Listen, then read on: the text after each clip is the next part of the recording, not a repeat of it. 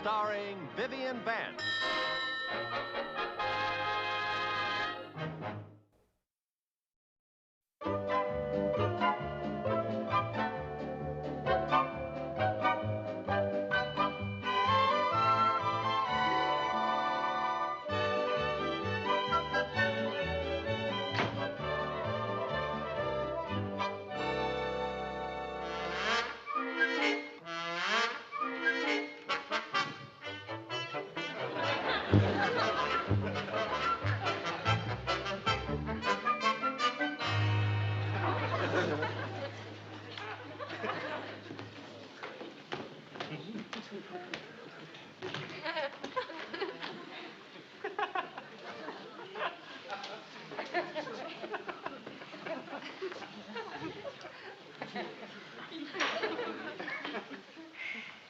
Lucy. Do you mind if I ask what you're doing? I just want the house to look as crummy as possible. Mr. Mooney's coming over. Oh, I thought maybe you were trying to get the bad housekeeping seal of approval. No, do you think it looks crummy enough so the old tightwad will give me money to redecorate? I doubt it. To get Mr. Mooney to dip into your trust fund, you'll have to set fire to the drapes. Whoa, that's an idea. Oh, come now. What started this redecorating kick? Well, I just decided to take a look at this living room. You know, like I was seeing it for the first time. And may I say, blash. Well, I thought it looked fine until you started pulling it apart. Well, I'm so sick of this color scheme. And how did you ever talk me into buying a purple chair? Well, now, it was kind of chic at the time. But it's such a purple. Yeah, now that you mention it, it is pretty purpley. Well, boy, it's gotta go. Say, if you want the place to look crummy, don't forget about the cigarette burns. Ooh, that's a good idea. Let's uncover all of them. Okay. Yeah. Hey, there's a new one. When did we get that one? Last Saturday night when Eddie brought me home from the movies. He was kissing me goodnight and he missed the ashtray with his cigar. Boy, Eddie's a sloppy smoker. Yeah, but he's a neat kisser. Well, let's see now. I'm going to have the chair and the ottoman upholstered, and I'm going to have the springs fixed. What's the matter with the springs? Don't you remember? Here's where the kids landed when they were trying out their parachute jumping. That's why we put the board in here. I forgot all about that. And I want a new lampshade, and I want to have the table refinished. That should come to about $200. Yeah, about 200. And then the new wall-to-wall carpeting, that should be another 500, don't you think? New carpeting? There's nothing the matter with this carpet, Lucy. You'll never get Mr. Mooney to go for $700. If I were you, I'd settle for the 200. That's exactly what I plan to do. Oh, you are a sly one, girl. There. Mr. Mooney. Yeah? Here, take that. Yeah. Ooh, I wish I could make this place crummier. Oh, I know. Here, hide this. Yeah?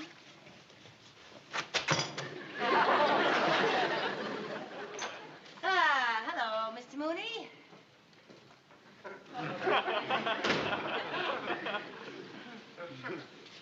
How much are you overdrawn at the bank? I am not overdrawn at the bank. How much advance do you want on next month's allowance? I don't want any advance. I must be in the wrong house. What do you want? Well, why don't you sit down and we'll talk about it? Why should I sit down? I can say no standing up. Now, Mr. Mooney, you're not nearly as grouchy as you pretend to be. Oh, yes, I am.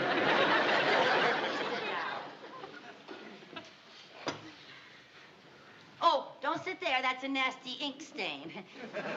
And you wouldn't be able to put your feet up there anyway. Well, hello, Mr. Mooney. Mrs. Bagley, does Smokey the Bear know about you being...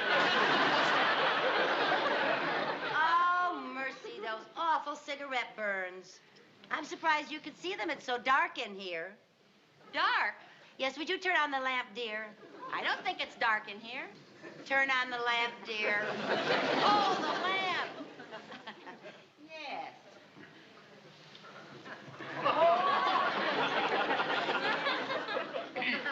Won't you sit down and relax?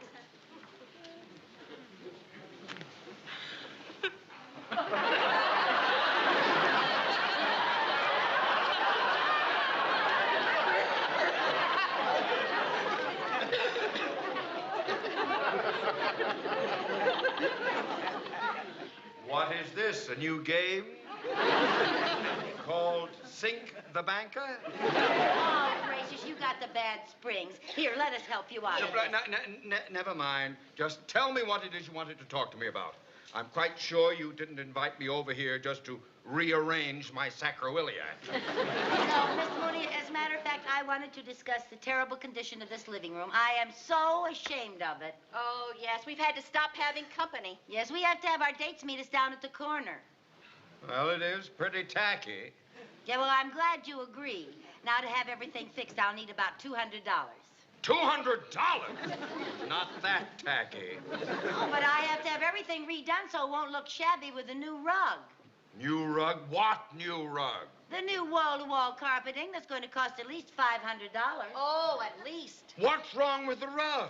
Well, if you want to know the truth, there's nothing wrong with the rug. I'm just bored to tears with it. Well, I'm sorry, but for $500, you will just have to remain bored. But I can't stand this rug, Mr. Mooney. I can't stand it another minute. It just makes me sick. If I have to live with this rug another minute, I'll scream. Oh, she will, too. I've just got to have a new rug. I've just got to, that's all. And don't think I'm going to give up the rug and settle for just having the chair and the ottoman upholstered and having the spring fixed and having a new lampshade. And the table refinished. Well, that's what you're going to settle for, whether you like it or not. But, Mr. Mooney... $200! Take it or leave it. Well, all right. I'll take it. But I must say you drive a hard bargain. You'll have to get up pretty early in the morning to get the best of Theodore J. Mooney.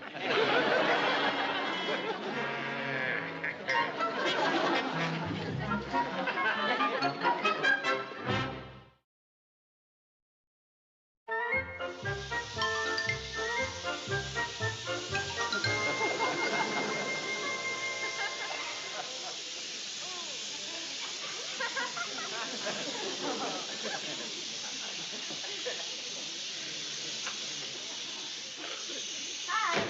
Hi, girl. May I ask what you are doing? I'm spraying the sofa. What? I am spraying the sofa. I thought you were going to set it out and have it reupholstered. No, I got a whole new idea. I found it in the magazine Young Moderns. How did you get hold of a copy of Young Moderns? I lied about my age. Anyway, I saw this ad in the magazine. It was all about upholstering and spraying furniture. And, you know, with the money we save by doing it ourselves, we can both get new outfits. New outfits. Yeah. Oh, I'm for that. Lucy? Yeah? Shouldn't you be doing that outside? Oh, no, the girl in the ad was spraying all her furniture right in her living room, and she didn't spill a drop. And she was wearing a yellow satin evening gown. Oh. Why don't you go change your clothes and help me, honey? I'll do that.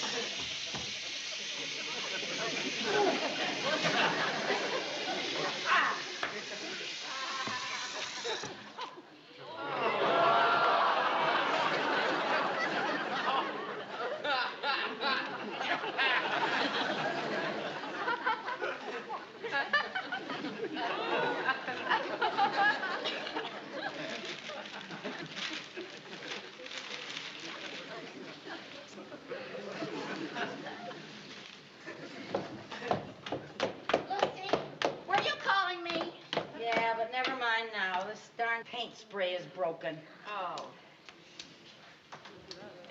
I think I know what's the matter with it. Well, good. Come over here and help me fix it then.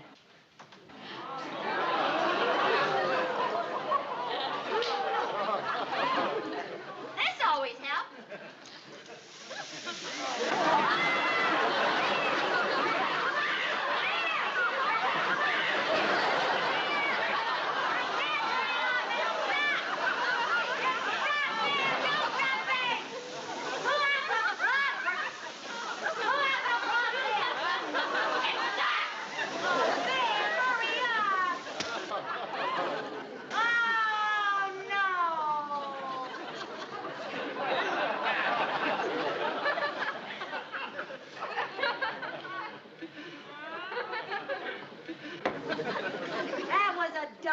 to do. Well, I thought it wouldn't work because it wasn't plugged in.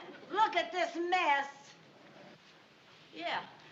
Well, I guess we better get busy and wash the walls and the drapes, huh? For your information, this paint does not wash off. It doesn't. No, it doesn't. Now we're going to have to paint all the walls and buy new draperies. And there goes our new outfits. Our new outfits? Lucy, didn't I say to you, don't you think you ought to be doing this outside? And you said, oh, no, the girl in the ad in Young Moderns sprayed her house right in the... Okay, Viv, never mind that. We got a lot of work to do. Now, don't just stand there. Why didn't you change into your work clothes? I couldn't find my yellow satin dress. It isn't plugged in. It isn't plugged in.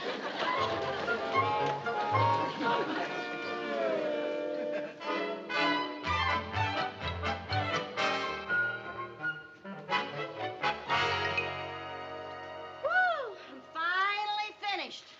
I didn't know painting was such hard work. Neither did I. Honestly, I don't know how Picasso does it. He only had to give his paintings one coat. Lucy, do you realize we've been painting since 7:30 this morning and it's 9:30 now? You're telling me. Boy, I'm tired. You think you're tired. Walls are hard to do. Try painting 20 stairs. My back is just killing me. Oh, my kneecaps will never be the same. Oh, my muscles are all throbbing. Oh, the pain, the pain. Okay, Lucy, you win the ouchathon.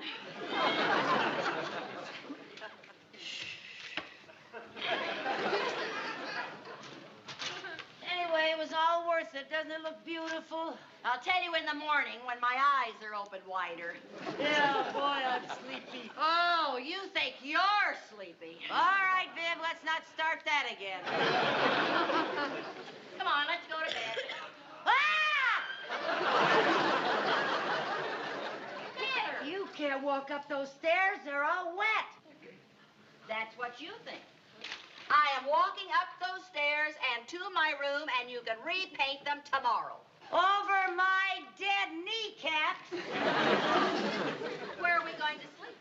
Right down here. On what? You said the couch and the chairs have to be reupholstered. Well, I wasn't going to take any more chances with that evil little paint spray, but we can sleep right here on the rug. See how nice and soft it is? On a rug? Yeah. Where do you think they got that expression, snug as a bug in her? Snug as a bug in a... I'll see you in the morning. Where are you going? I'm going to go out in the garage and sleep in the car. That's a good idea. I'll go with you. Okay. Oh, boy. Ooh. Oh, wait a second. I got to get us some blankets.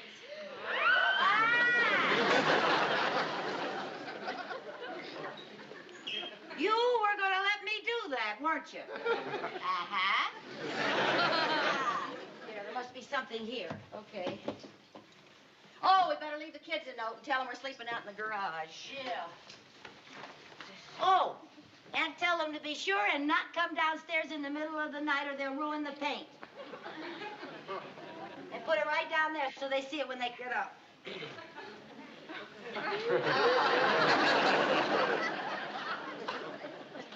I guess I've been inhaling too many paint fumes.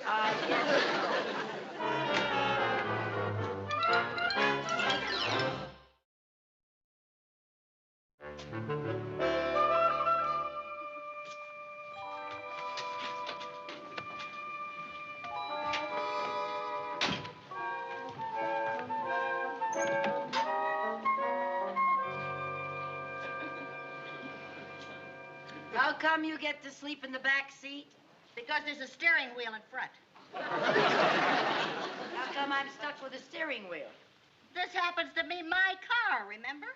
Well, this happens to be my garage, remember? Okay, I'll sleep in my car and you sleep in your garage.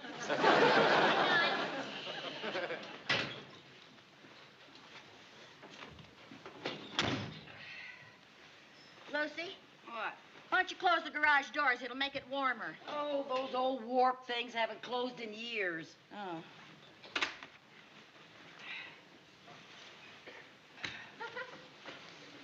Oh.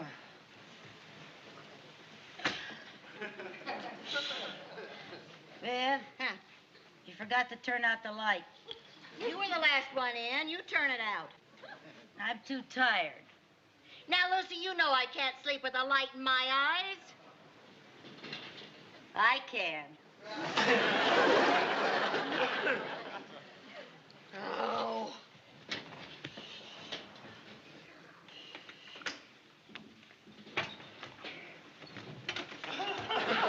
Oh, now that was a sneaky trick. Yeah, wasn't it? Well, good night. I'll see you in the morning. Where are you going? I am going to walk up your freshly painted stairs and go to my nice warm bed. Speaking of sneaky tricks. Well, you must remember I've been an apprentice for years to a master sneak. Take your old back seat back. Thank you.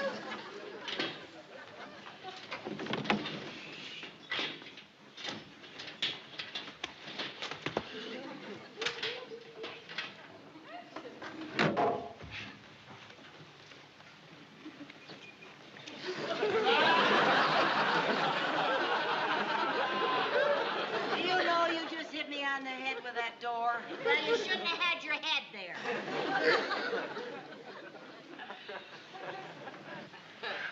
Try to get comfortable in this place.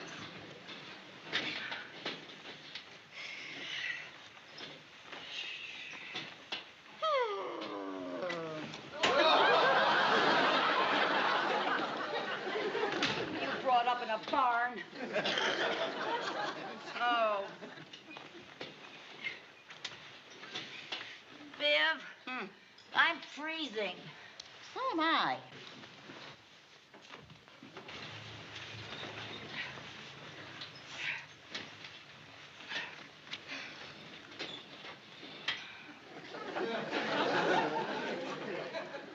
Good night. Good night. Hey, why didn't I think of this before?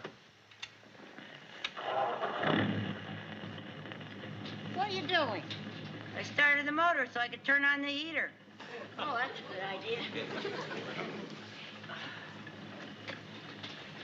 Oh, sleep. Good night. Good night.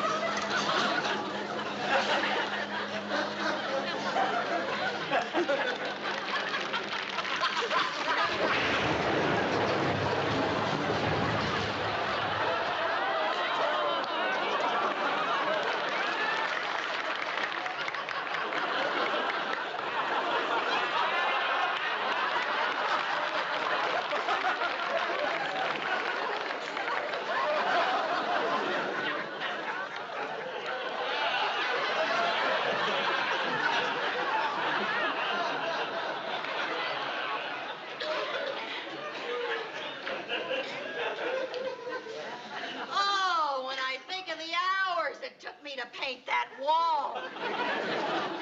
It's hard to believe this all happened because I can't stand purple. Holy cow! So that's what the crash was. Mother, what happened? Well, we had a little accident. Talk about you women drivers. Sherman, honey, look at my car and see if there's a dent in it.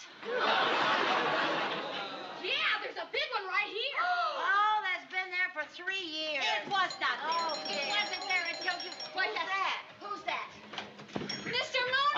to use your telephone. There's been a terrible accident in the neighborhood. I was driving by. Good evening. I heard this crash.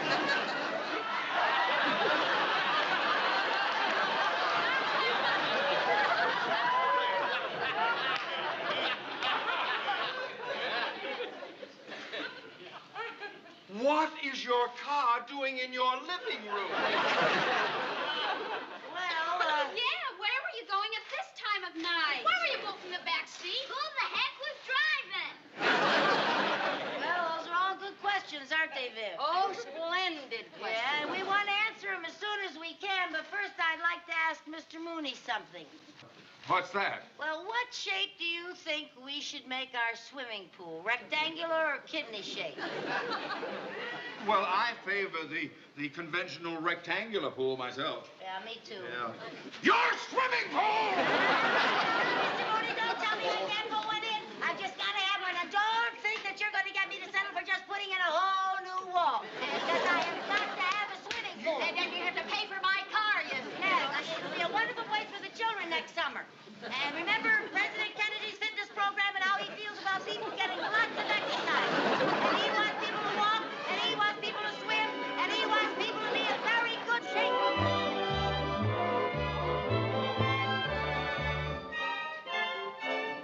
Come on, Lucy. I've been waiting in the car. We'll be late for the movie. Oh, you go ahead. I'd rather stay here and look at my new upholstery. Okay, I'd rather look at Cary Grant's upholstery.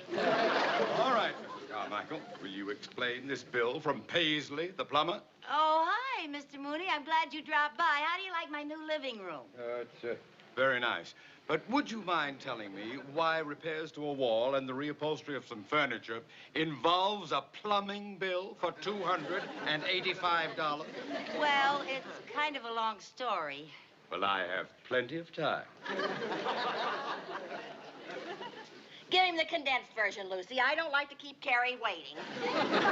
Well, Well, it all started because we wanted to hang that picture on that wall over there. what are those shutters doing there? Well, I was getting to that. You see, I didn't want to make a big hole in the plaster. So I took a hammer, a very little hammer, and ever so gently tapped on the wall to find a 2x4 so I could put a nail in it. And, well, by George, I hit the wall, made a big hole anyway. Go on. Anyway, we put in the pass-through, and then we discovered that when the shutters were open, you could look right from our smart new living room into our tacky, old-fashioned kitchen. So there was only one thing to do. Well, I see you've got rid of the wood-burning stove and the pump handle. Oh, Mr. Mooney. Yeah, so that's what the plumbing bill is all about. Okay, Viv, let's go to the movie. Let me get one point clear. Now that I've seen how nice the house looks, you expect me to authorize the payment of those bills, don't you? Oh, would you be a love and do that? No, I will not be a love and do that. Now, just a minute, Mr. Mooney. If you think you're going to talk me out of going on that world cruise and only paying my remodeling bills, you can think again. A world cruise will be very educational for the children. They visit many, many countries. They learn many, many languages. They learn about exchanging monies. A world cruise is very, very interesting. I'm so glad you're back.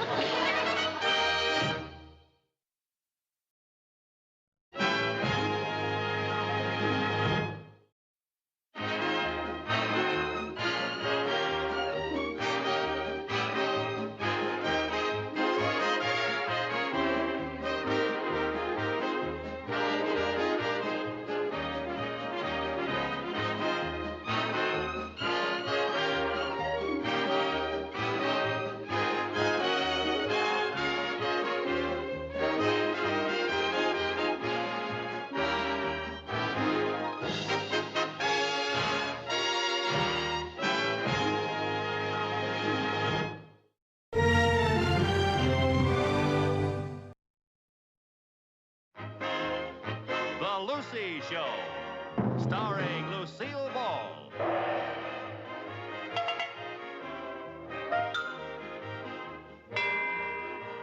Co-starring Vivian Vance.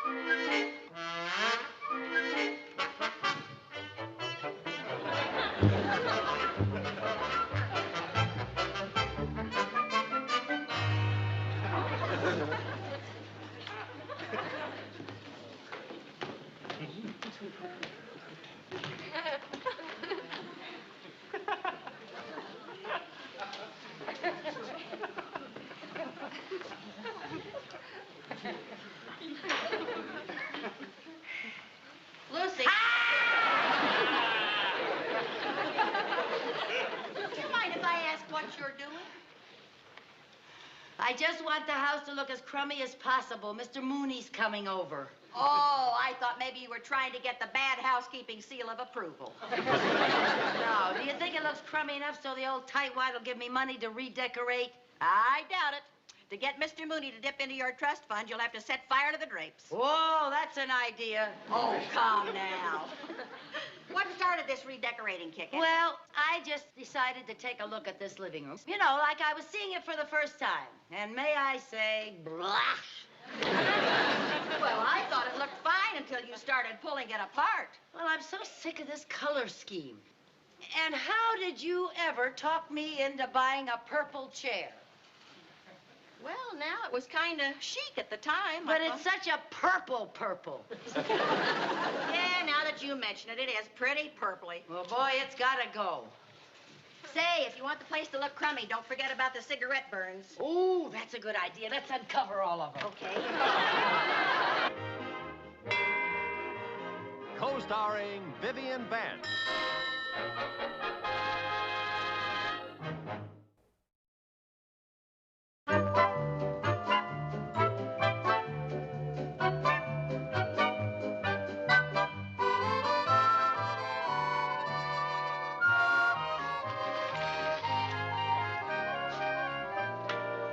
Good morning, Mrs. Carmichael. Good morning, George. Good morning, Mr. Mooney. Oh, good morning, Mrs. Carmichael. Did you come here for a calendar? Well, here you are, courtesy of the Danfield Bank. Well, thank you very much, but I already have one. I just came over to talk to you, Mr. Mooney. Oh, Please, may I have an advance on my allowance? no.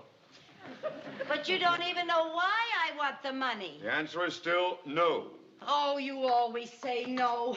If you ask me, Mr. Mooney, you have a very neurotic attachment to my allowance. Now, please, Mrs. When it Carmichael. comes to me and my money, your mind is warped.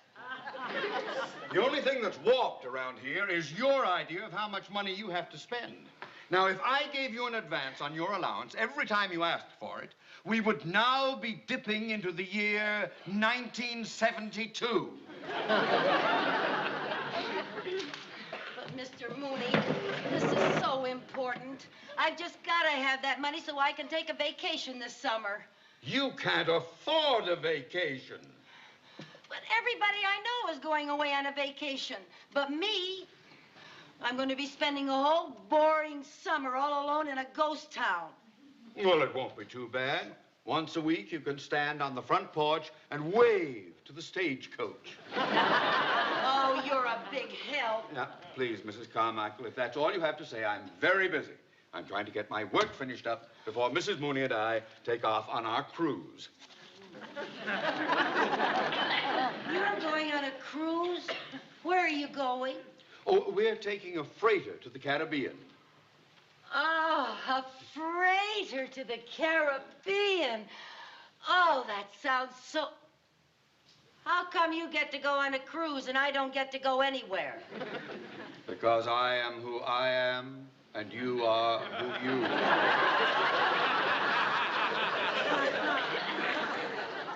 Well, I don't think that's very nice. Rubbing it in just because I don't have as much money as you do. No. That's not very nice. No, Mrs. It Carmichael. really isn't. No. If I may make a revolutionary suggestion, you could get a job. That way, between now and summer, you would save enough money to take a vacation. Well, I'd be very happy to get a job, but after our last two experiences, the Acme Employment Agency and I aren't speaking. Well, you are in luck.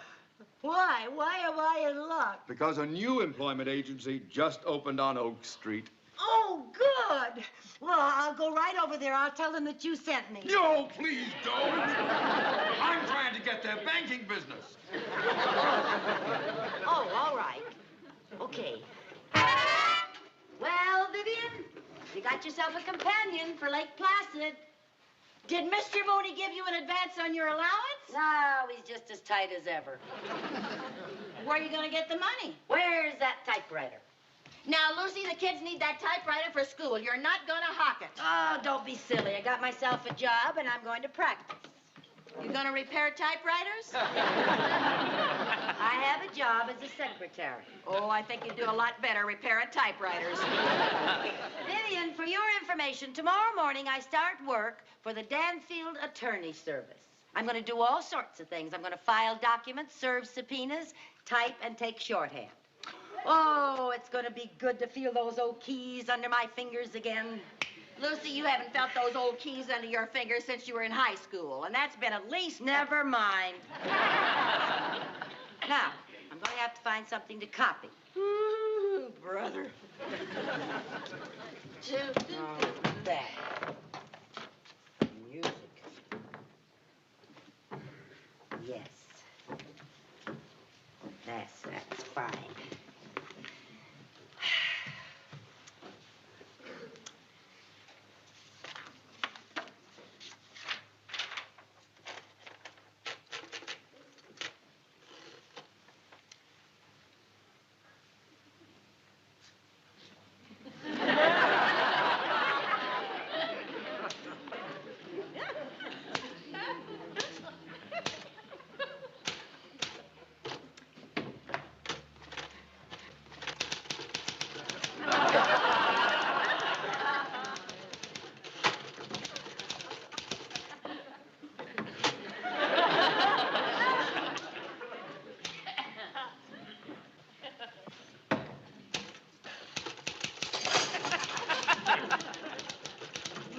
Sure came back to you fast. Oh, well, I knew it would.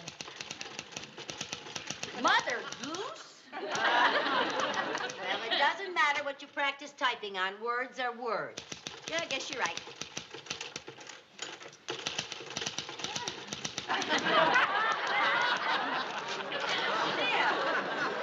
Jack and Jowl went up the hill to scratch a pair of Snyders. Jerk fell down. All right, that's enough now. I guess I went a little too fast. Well, I guess you did.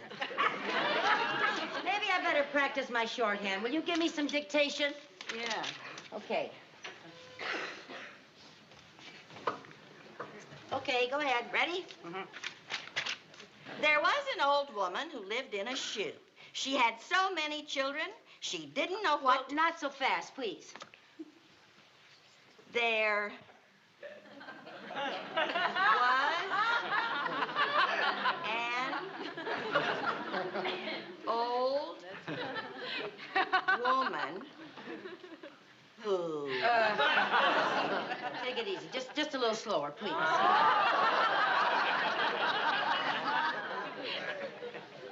There was...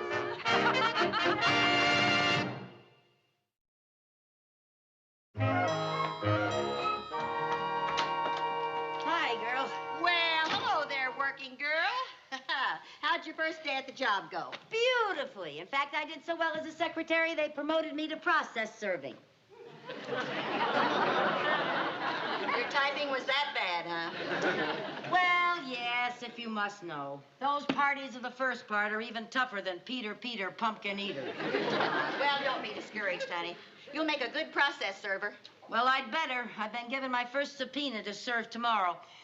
And I have the distinct impression that if I don't make good at this, the boss may fire me. What makes you think that? He said so. Well, that would give you a clue. But I don't think I can bungle this. All I have to do is take the subpoena, see who it's for, find the person, and say, are you, Theodore Mooney, and hand it to him. Oh. Theodore Mooney?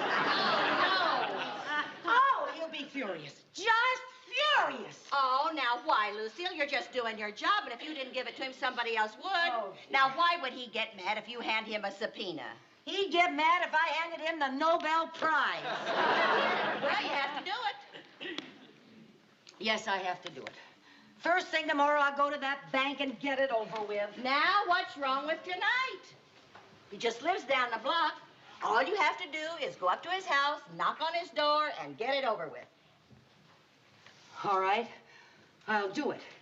I'll go down to his house, knock on the door, and get it over with. Good.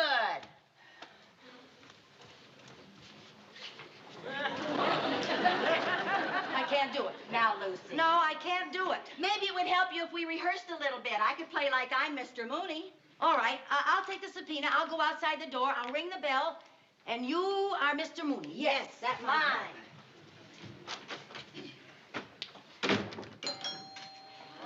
Mrs. Bagley. Abby! Oh, why, Mr. Carpenter. Well, pardon me for barging in like this, but your back door was unlocked and no one answered my knock. You see, I wanted Mrs. Carmichael to, don't you answer your front door either? Well, if you're not going to, I will. Are you Theodore Mooney? Well, of course I am. Then this must be the wrong house.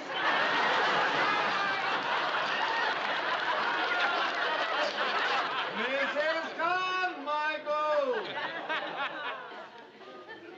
Just what kind of a game are you playing? Well... No, I don't want to know. Would you just sign these checks, please? They'll take care of your basic needs while I'm away on my trip. Just those three right there. There's the pen. Lucy tells me you're taking a trip. Oh, yes. I'm meeting Irma in New York tonight, and the boat leaves tomorrow. At least I think it's leaving. If it doesn't sink under the weight of all the clothes that Irma's taking. Oh, thank you very much. Here you are. Well, I hope you get to go on a nice vacation trip this summer, too. Thank you. How's the job coming along? Why do you say that? I just hoped it was going well, that's all. It's going fine. Good. I must be going. I'm taking the 6:15 to New York. Theodore Mooney!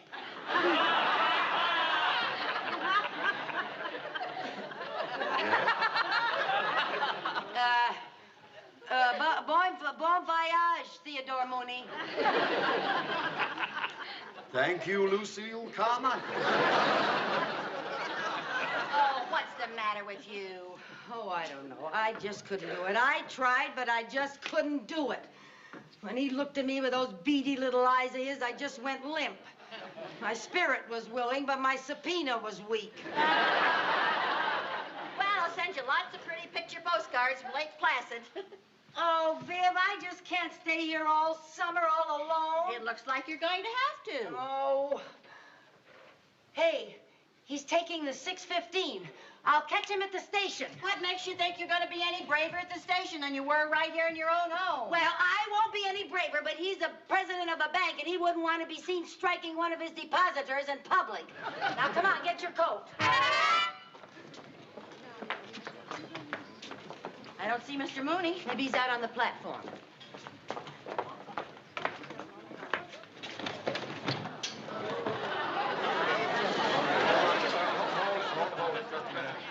I better count these, make sure that I haven't forgotten anything. I'll be right back and take them out to the train, sir. Thank you. 11, 12, 13, 14. 11, 12, 13, 14. Oh, good night, nurse. That little square one. One of the bags is missing. A little square bag like that. If I showed up in New York without all of the luggage, my wife would kill me. Oh, you know how Irma is. Woo! Right. Oh, of course you don't know Irma. Let me tell you. She is the kind of a woman who keeps notes. She makes long lists, puts a little X after one thing. Maybe it's a check mark if she likes, but usually it's an X because she doesn't kind of, maybe I left it out in the tax. I guess he isn't here yet. But he left our house before we did. He probably stopped by the bank to leave those checks of yours. Maybe so. Well, let's sit right here where we can watch all the doors. Okay. I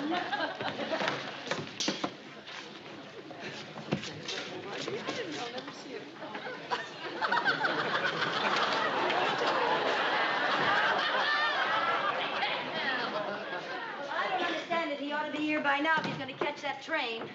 Maybe we better look around outside, huh? All right, I'll look out here. You look out there so we don't miss it. Okay.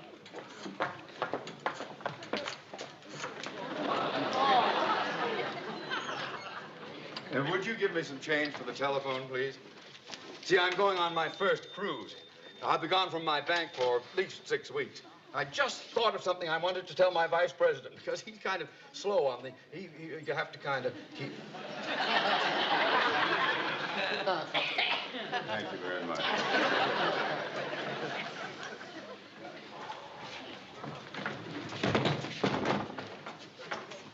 No, he just isn't here yet, that's all. But he's got to be here if he's going to catch a 6:15. Oh, you better get here sooner. That train will leave without him. It wouldn't dare. Right.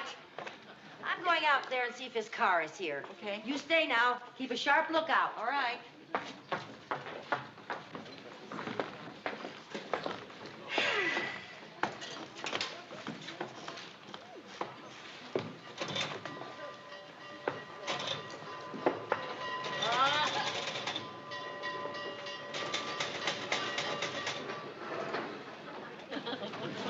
Vivian, there he goes. What's the matter with you? I was hungry. Vivian, never mind. What about my dime? Vivian, never mind your dime. He just went. Oh, now look what you've done. Now look, I was trying to.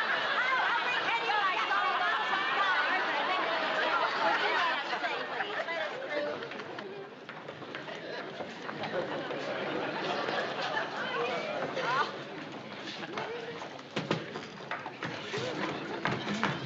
think he just couldn't have disappeared into thin air. Lucy, are you really sure you saw him? I'm positive. Then where can he be? Oh, he's probably just hiding from me, just so I'll lose my job. Lucy, he doesn't even know you're looking for him. That wouldn't stop him.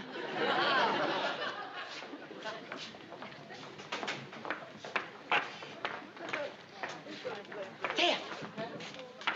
There he is. That's him. Quick, Mississippi. Come on, get it out, get it out. Hurry up. Oh, where is it? Hurry up. Oh, get it out. Here it is. Now, quick before he gets away. What's the matter? Now, you said you'd be better here in front of people. Oh, what do I know? Take it over there and put it in his pocket when he isn't looking, and then run. Oh, Viv, a lot you know about process serving. It isn't legal unless you inform the person he's being served. Oh, well? Hey, I know what I'll do. What? I'll slip it into his pocket, and then I'll go in there, and I'll call him and have him paged, tell him to look in his pocket, and he'll find a nice surprise.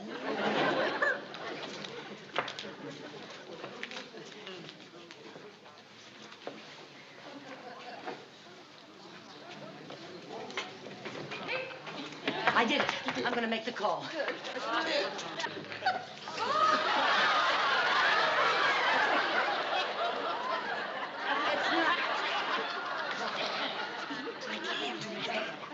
I can't do that.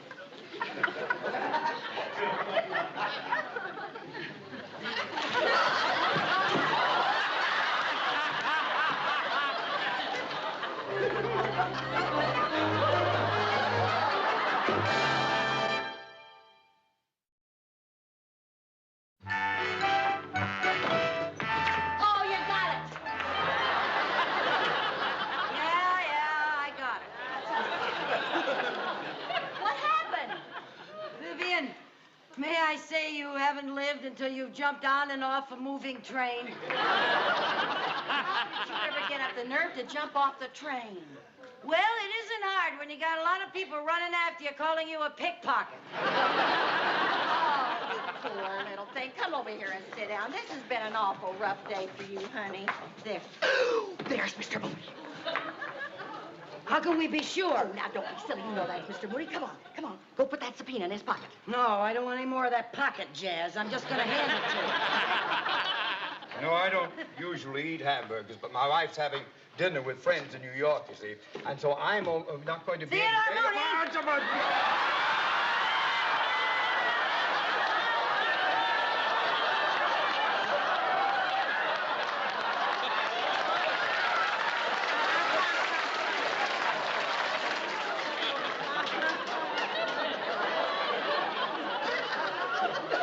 Right. I have something for you. I hope it's a towel.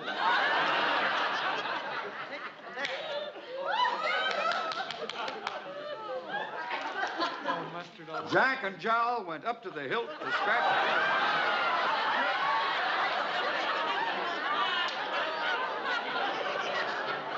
That's the wrong thing. What was it supposed to be? It was supposed to be Jack and Jill went up the hill to fetch it. If you ladies will excuse me, I'll go and wash off the mustard. No, shut up!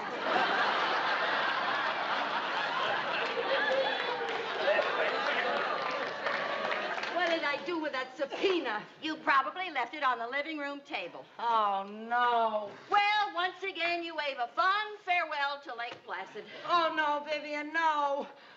Hey, I got one more chance. Tomorrow morning, I'll go into New York and give it to him on the boat. Oh, that's great. A subpoena will make a great bon voyage present. Bon voyage present, yeah. Yeah, I'll wrap the subpoena around a big bottle of champagne. I needed that. Oh. Pardon me, sir, but is Mrs. Mooney on board yet? Not yet, Stuart, no. Oh, well, as soon as all the visitors have gone ashore, the captain's ready to sail. He can't sail without Irma. Well, that's up to the captain, sir. Well, she'll be here in a minute. Oh, well, I'll go and talk to the captain. Up there, thank you.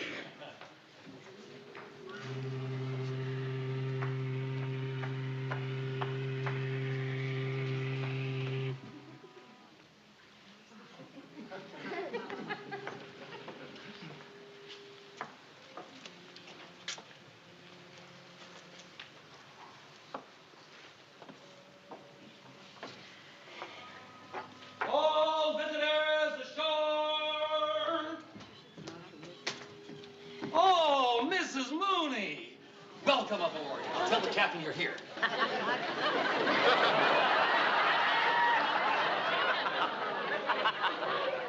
Side, starboard side, passageway, gangway. What kind of a ship is this, anyway? You can't even find the bridge. Oh, no! What are you doing here? I just came to say goodbye. Goodbye. Don't go away mad. With you, there's no other way to go. Are you Theodore Mooney? Oh, please, don't start that again. Here. Oh, thank you. Have a nice trip. Thank you. Oh, good. Good. Oh, yes, I've been expecting this. I'm most anxious to go down to court and appear as a witness in this case. Oh, thank goodness. I had to serve you that to keep my job, but I thought you'd be furious. Not at all, no, no. Where is Irma? She should be here.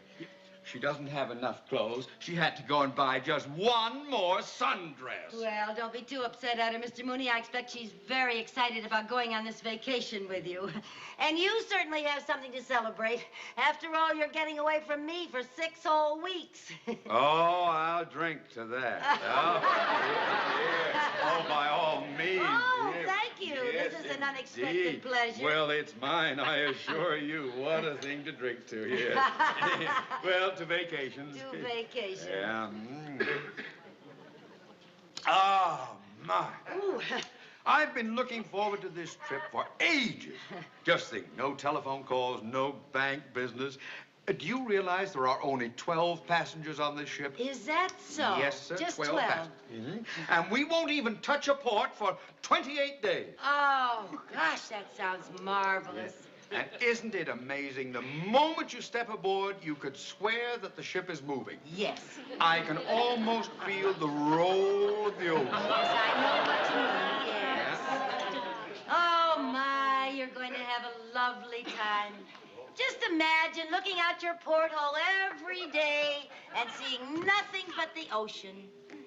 Just the ocean and an occasional shoreline disappearing into the distance. Ah, yes. Yes, an occasional shoreline disappearing into the distance. The people getting smaller. Irma waving goodbye from the dock.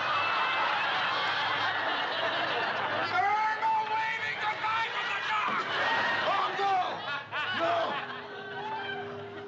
No! And we don't reach port for 28 days.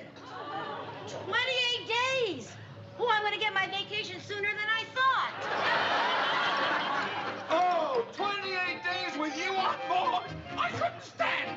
I just couldn't stand it! Not 28 days! Oh, now, look at the bright side. There ain't any bright side.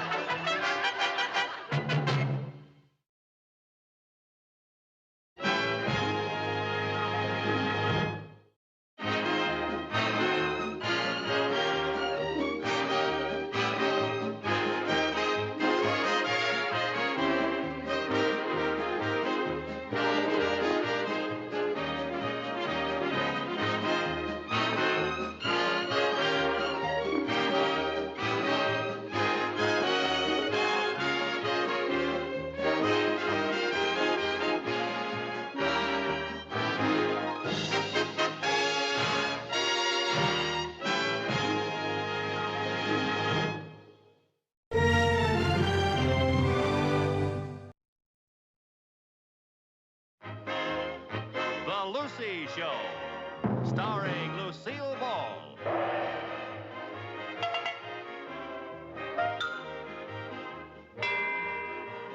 Co-starring Vivian Vance.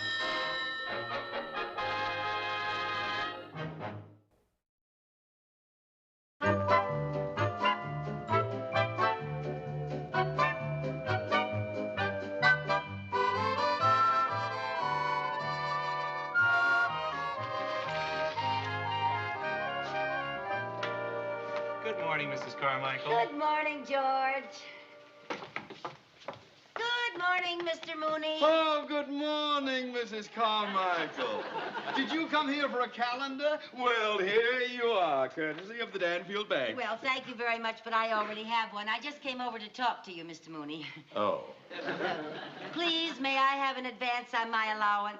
no. But you don't even know why I want the money. The answer is still no. Oh, you always say no. If you ask me, Mr. Mooney, you have a very neurotic attachment to my allowance. Now, please, Mrs. When it Carmichael. comes to me and my money, your mind is warped. The only thing that's warped around here is your idea of how much money you have to spend. Now, if I gave you an advance on your allowance every time you asked for it, we would now be dipping into the year 1972.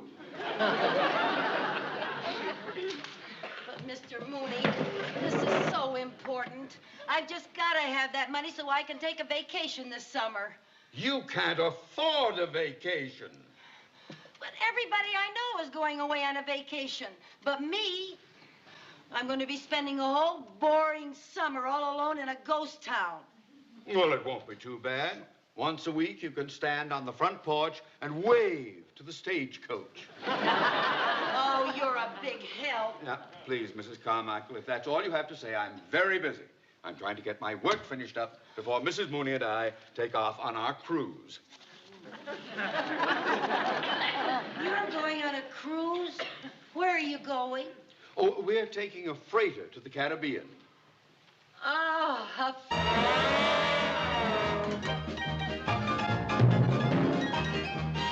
Co-starring Vivian Vance.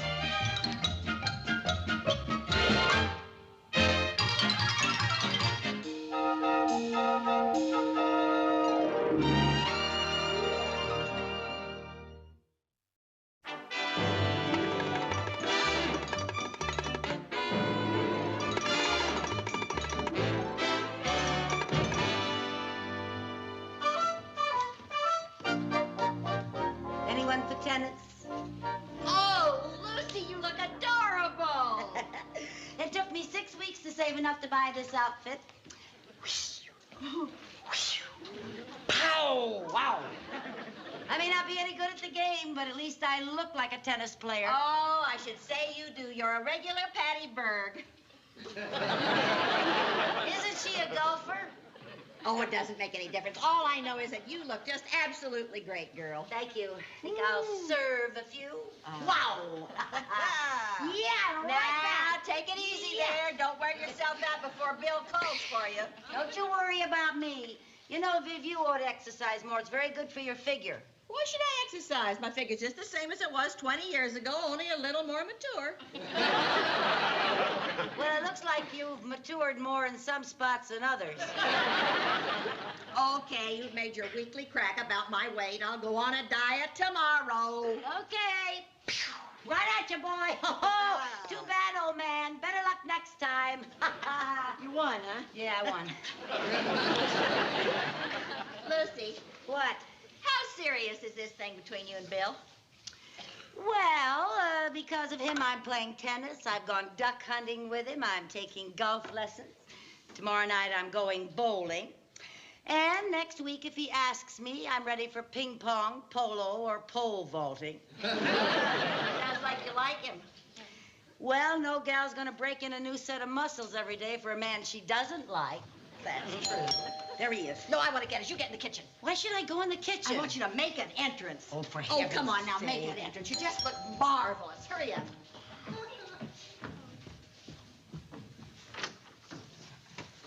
Why, Bill! Hi, Bill. How are you? Why, for heaven's sake, what a surprise. Did Lucy tell you I was coming? Oh, no. Lucy never discusses her dates with me. Are you going to play tennis? What else? Oh, sure. I'll call Lucy for you. Lucille! Bill's here. Oh, hi, Bill. Hi, Lucy. I didn't know you were... Oh, Lucy, what an adorable tennis outfit. Lucy, you look great. Well, thank you. Oh, aren't you the sneaky one, keeping it a secret from me while you made it? Yeah, it's just a little something that I whipped up last night. Come on, Bill, or we'll be late. Oh, no hurry, no hurry. I've got a court reserved for 6 hours. 6 hours? Isn't that a little long? I haven't played in years. Oh, it'll all come back to you.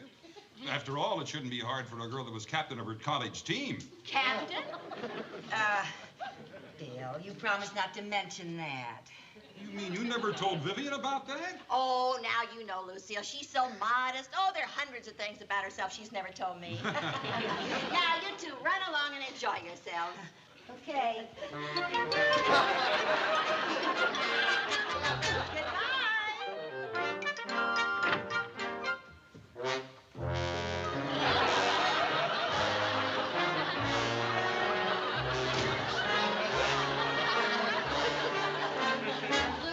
Lucy, are you all right?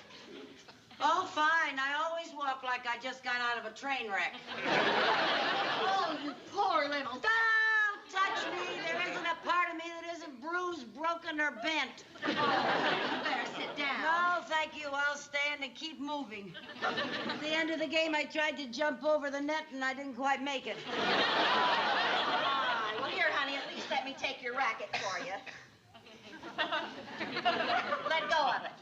I can't. I think rigor mortis is setting. You can't let go of it? No. Oh, here, let me help you, honey. Take that finger.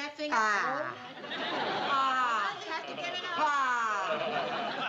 Oh, honey, you better go right upstairs and take a good hot bath. That's just what I'm gonna do, girl. Oh. Hey, Viv. Is it possible for a man in his 40s to be drafted overnight? I don't think so. Oh, darn it. I'll have to go bowling with Bill tomorrow night. Oh, dear. And next week I'll have to go through the tortures of badminton and bicycling and bronco busting and ping pong, polo, pole vaulting, and parachute jumping.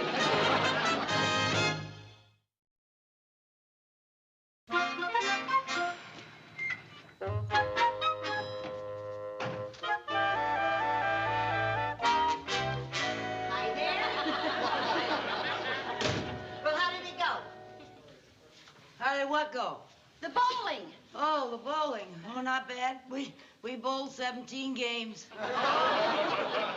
What was your best score? 11. I made 2 strikes, but one of them didn't count. It was in the next alley. Where's Bill?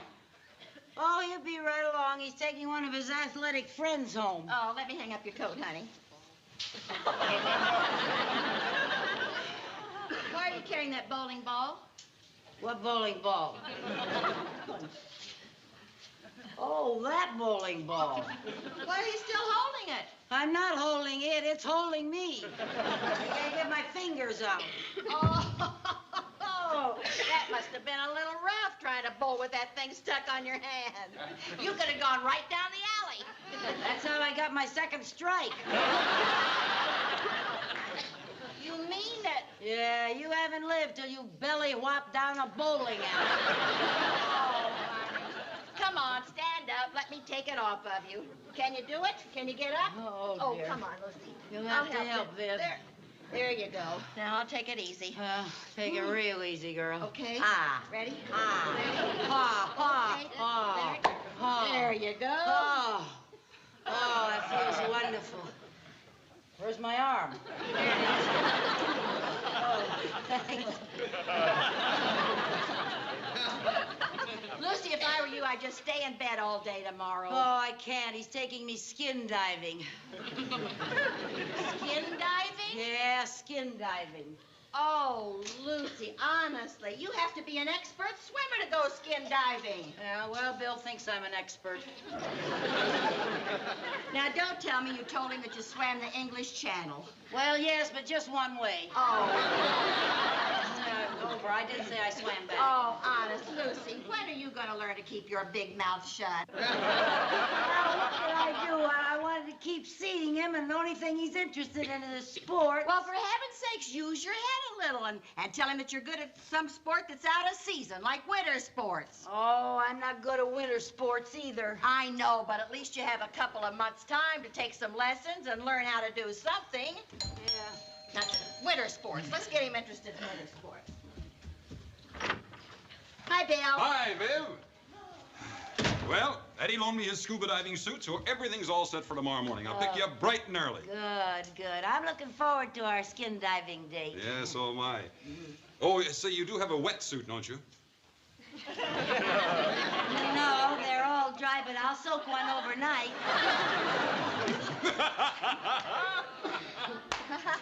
Oh, Lucy, you have a great sense of humor. Oh, Bill, it's just a shame you can't see Lucy at something she really excels at, like winter sports. Winter sports? Uh-huh. Lucy, you didn't tell me you were good at winter sports. Well, I didn't want to say anything about it, but that's where I really shine, you know, figure skating and tobogganing and skiing. And... Skiing? Oh, yes. That is my favorite sport, skiing. Say, do you shush? Can I shush? Of course I shush. Good, good. Oh, and I love the slalom course. Do you slalom? Well, you should see me doing my slalom. Oh, it sure is too bad there isn't any snow now. Hey, but there is. Where? There is. We're in luck. They had an early snowfall up in the Adirondacks. I've got an idea. A great idea. We're going to cancel our skin diving. Oh? I'll pick you up about 4 o'clock Saturday morning. 4 o'clock? 3? No, 4's fine. I'll see you then.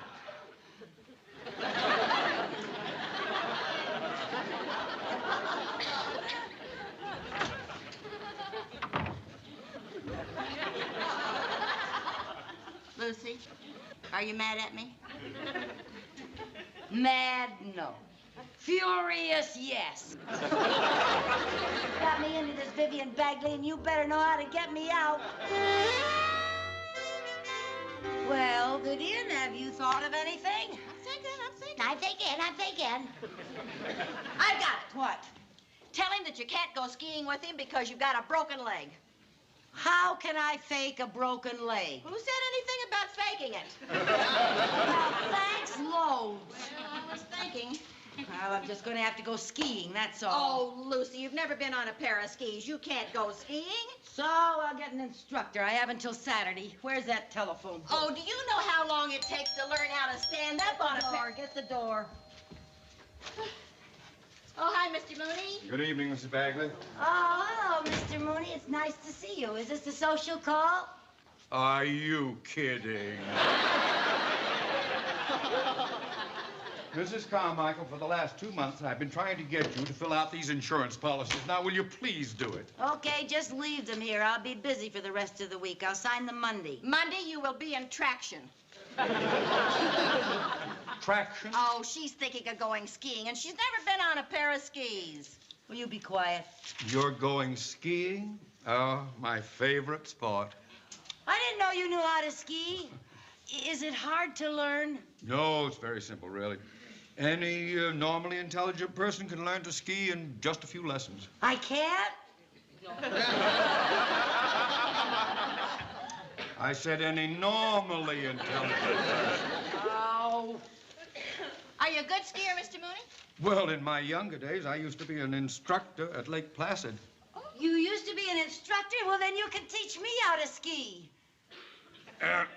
Mrs. Carmichael, I'm going to be very busy for the next 7 years. Oh, now, Mr. Mooney, you gotta help me. It's very important. Well, I'm sorry. I'm afraid I can't. If you don't do this, I'll never speak to you again.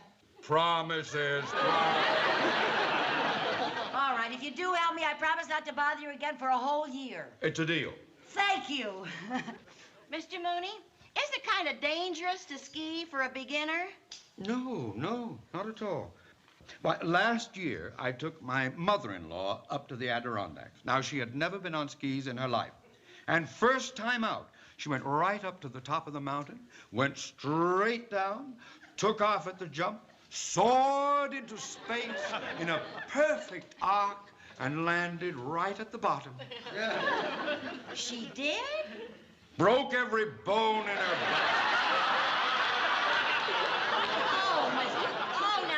Mr. Mooney, now that means that Vivian, he's just teasing. Now, that didn't really happen to your mother-in-law, did it? No. Just wishful thinking. See? Mr. Mooney, when can you give me my first lesson? Well, I'll be free tomorrow afternoon. Ah, it's a date. I'll expect you right here. All right. Let's see now, what kind of equipment will I need? Well, skis, poles, boots. bandages, splints, and a hospital reservation. You be quiet.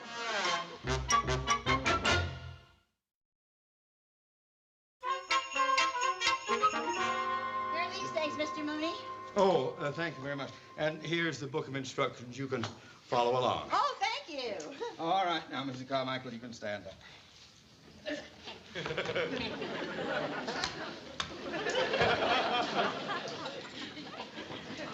Here, Mrs. Carmichael. Here, let me help. Oh, thank you. There you are. Well, you certainly look like a skier. There you are. Oh, look, Viv, this is for picking up stuff that litter bugs leave. What's the matter? I'm sorry. Lucy, don't use those things until you know what they're for. Oh, I know what they're for. They're signal indicators. If you want to go right or left, you just do that.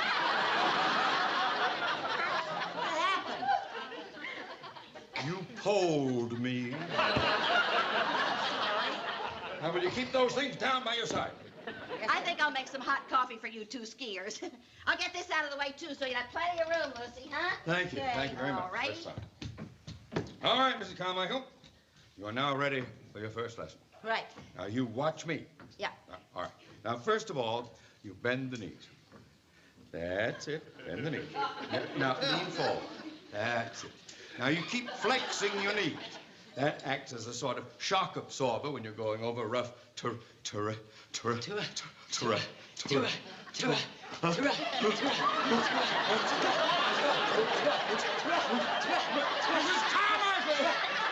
Carmichael! What are you doing? I'm doing the same thing you are. I'm looking for a handkerchief.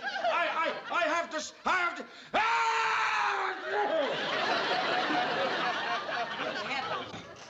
All right, now, Mrs. Carmichael, we are going to learn to walk. On skis. Oh, walking ought to be easy for anybody. Oh, what are you laughing at? You look like a red-headed wishbone. Mr. Mooney, get me out of this. Oh, all right. Oh. Now, bring your left foot back slowly. Bring it Bring back. my left foot back slowly. Yes, bring it back. Push. That's Ah. the girl. There. There you Oh. are. All right. Oh. Hey. I'm sorry. All right. Now then. Wasn't so easy, was it? No. I will show you how to walk on skis. All right. Back up, back. Wait until I tell you to move. All right. All right? Now, we do a little turn like this, and then we're ready to go. All right, now, follow me.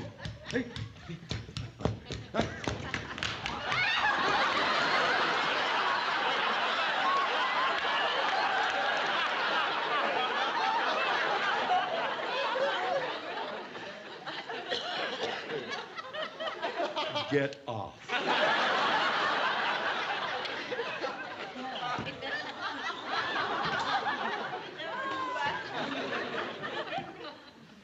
How do you get off?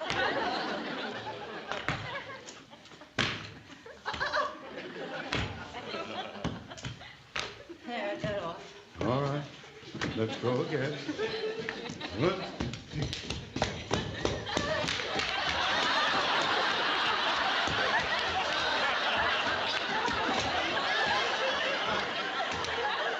Come on.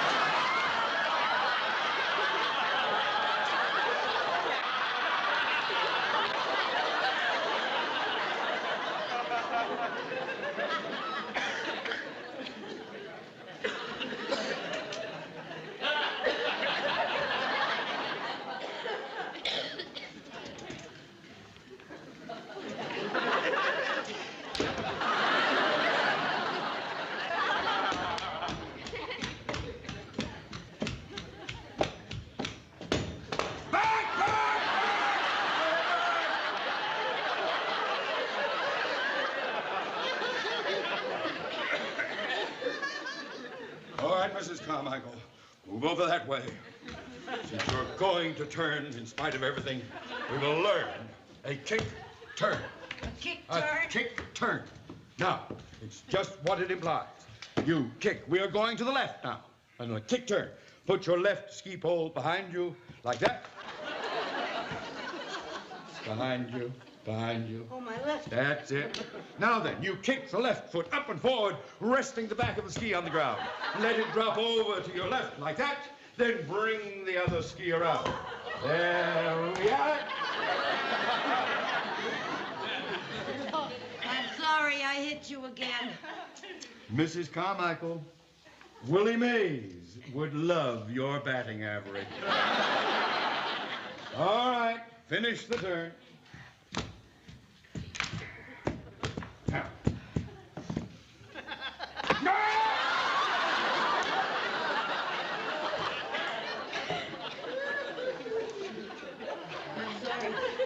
Congratulations, Mrs. Carmichael. Oh, what for? For the last 15 years, my doctor has been trying to get me to give up skiing. And you have succeeded in 5 minutes. I'm through. Oh, Mr. Mooney! No. Oh, Mr. Mooney, that's now you promised to give me a lesson. I'm not going to break my limbs. Well, how do I get out of this? I would suggest that you sell the skis. Mr. Mooney. Oh. Oh, Mr. Mooney, that's not nice now. You promised. Oh. Oh, listen. Yes, he's here. Mr. Mooney, it's for you. It's for me. Oh.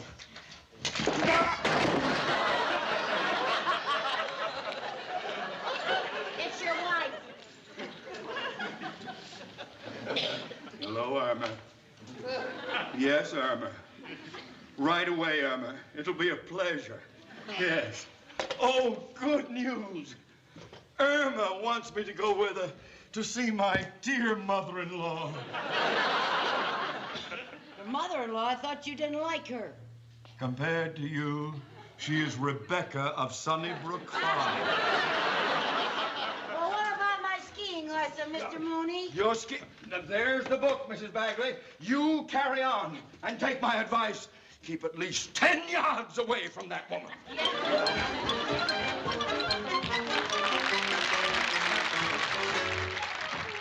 you go, up the hill. Hey, you're coming along fine, Lucy. That's doing fine. There's someone coming. Lucy! What?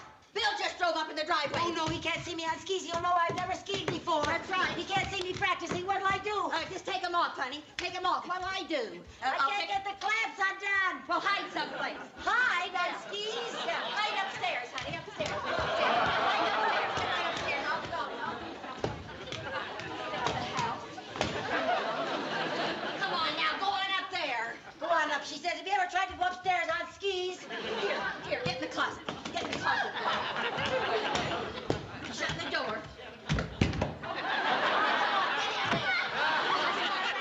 I can't get in any farther. Oh, the sofa. I can't get under the sofa, Viv. No, not under it. Here, you just back up. Now back. Turn. Now back. Atta girl. That's it. Just a minute. Still coming.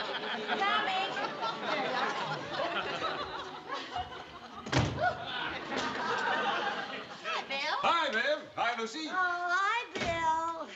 Hey, you look great in that ski Oh, outfit. thank you. I thought I'd try it on just to see how it looked. Oh, looks fine. Oh, here, I brought you these. Oh, just what I need. Well, thank you very much. I'll see you Saturday morning. Bye. Well, you better try those on. Try 'em on? Well, yeah, they may not be the right size. Oh, well, I couldn't try 'em on in the house. It's bad luck. Bad luck? Yeah, it's an old Scandinavian superstition. Oh, Lucy, you've got a great sense of humor. Oh, she is a barrel of laughs, isn't she? Oh, she sure is. Boy, I can't wait for Saturday to go shushing down those steep slopes. Yeah. I'll see you about 3 a.m. 4 a.m. Okay, 4 a.m. You be on time. Bye, Bill. Bye. Okay, let's get back to that herringbone. Oh, Vivian, forget it. That's no good. You heard what he said. I gotta go down a steep slope. Now, where can I practice on a slope? I need a steep slope. The roof, that's very steep. The roof? Are you kidding? Well? Oh, heavens. Wait a minute. Here, Yeah? I got an idea. You got an idea? Yeah, step up. What Step are you up. gonna do, Lucy? Help me get my skis off. What are you going to do? Listen, you know those packing boxes we've been taking for... Are you out of your cotton picking mind? You sure you want to go through with this? Don't worry, everything will be all right. What's the matter? Somebody lowered the ground. Are you ready, honey? Oh, not yet. Let's see now. I gotta stand up. Got everything ready? Yeah. Huh? All right. Are you ready to go? Now, you be awful careful, Lucy. That's higher than you think it is. Oh, don't worry. I gotta go down a steep slope.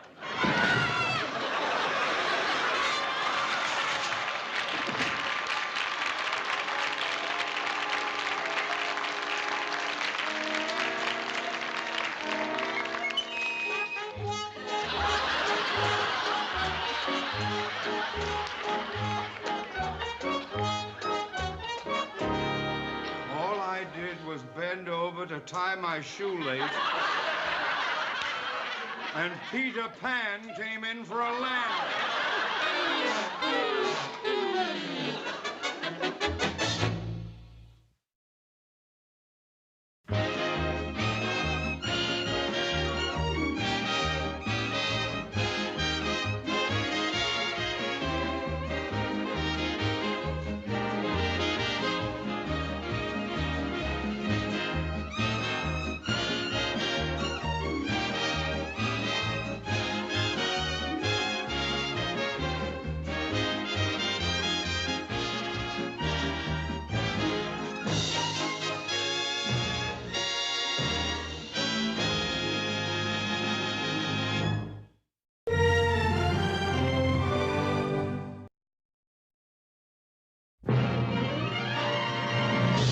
The Lucy Show.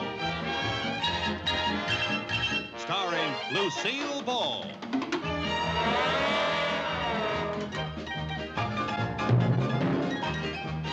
Co-starring Vivian Vance.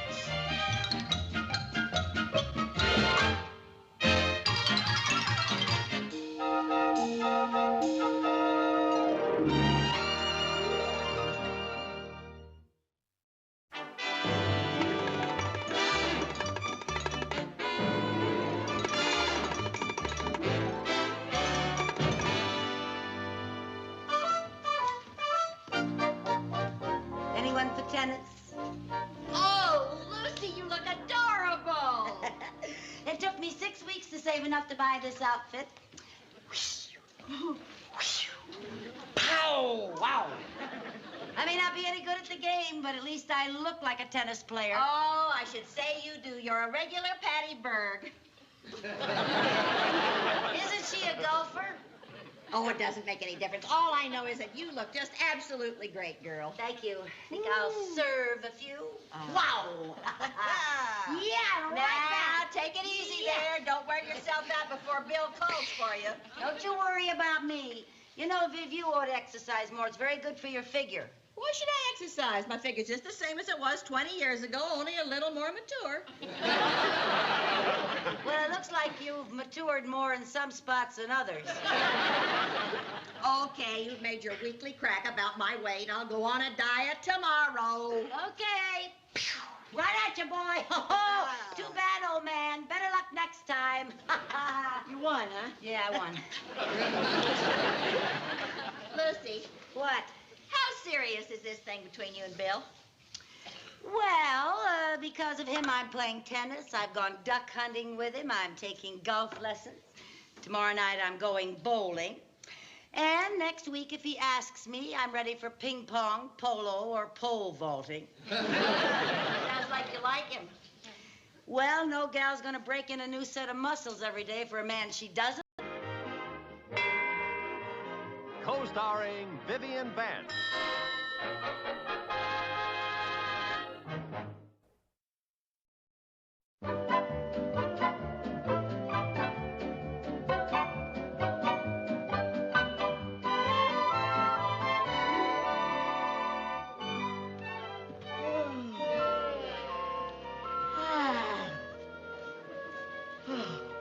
Viv, can you lend me $5? Oh, for heaven's sake, Lucy, the least you can do is to say good morning before you ask me for money. Oh, sorry. Good morning. Can you lend me $5? Good morning. No. Oh, Viv, I'm desperate. You must have something stashed away. You always do. What about your mad money? I got mad and spent it. Oh, gee. But you must have a nest egg or something. I was counting on you. You sure you're not holding out on me? Look, Lucy, the only way you could get money out of me is to hide in the bushes, knock me in the head, and take the gold fillings out of my teeth. Oh, dear. Well, this is that dark day we've been dreading. We're both broke at the same time. Oh, swell. What do you want the $5 for? Jerry and Chris are both invited to birthday parties this week, and they cannot go empty-handed. How about a couple of gift-wrapped IOUs? Hardly. When's your monthly allowance due from the bank? Not for a whole week. Oh, dear. Hey, how about you calling Ralph for your back alimony? I already did, and he gave me his usual sob story. You know, Ralph, cry now, pay later. Well, looks like the same old answer. One of us is going to have to get a job. That same old answer brings up the same old problem. We don't know how to do anything. We are the unemployables. Well, darn these birthday parties. I swear, some of the kids in this town must have 2 birthdays each year. I know. Sherman's is coming up again next month, and I'll swear we just had his party. Yeah. I'm still digging cake out of the living room rug. But that was a fun party, wasn't it? Yes, it was. You know, I enjoyed it myself. Yeah. I like to bake birthday cakes and see kids having so much fun at birthday parties. Hey, that's it. That's what? I know how we can make some money. If it's anything short of counterfeiting, I'm with you. Listen. You know what a bother it is for most parents to give their kids birthday parties. Well, we'll go into the business of giving birthday parties. Giving birthday parties? Yeah, we'll put an ad in the Danfield Tribune, and with the social life of the kids in this town, we ought to make a fortune. Now, let's see. What do we call it? Kitty Parties Incorporated. How does that sound? Now, just a minute, Lucy. Ads in the Tribune cost money, and so do party favors and balloons and hats. We can't go into business. We don't have any money. Well, now that we're a big corporation, we'll charge everything. And we'll take it out of the profits of the first party. Now, just a minute, girl. Giving parties for our own children is one thing, but doing it commercially on a big scale is something else again. We don't know enough about it. Well, what's there to know? All you gotta do is keep it moving, keep it short, and keep out of the way of flying ice cream. Now, let's see. What do we say in our ad?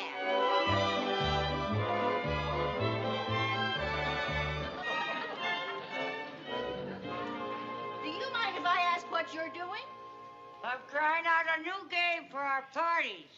What parties? Our ad's been in the paper for a whole week, and we haven't had one single call. Well, don't you worry.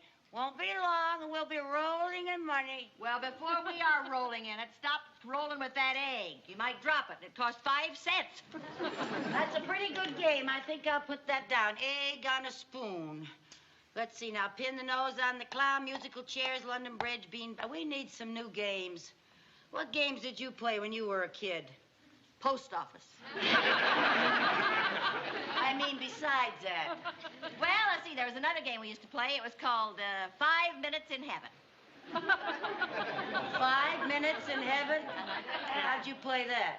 Well, we all sat around in the living room. Then we turned all the lights out for 5 minutes. And then... Never mind. I don't want to hear anything about your flaming youth. 5 minutes in heaven. Good game. Who's that?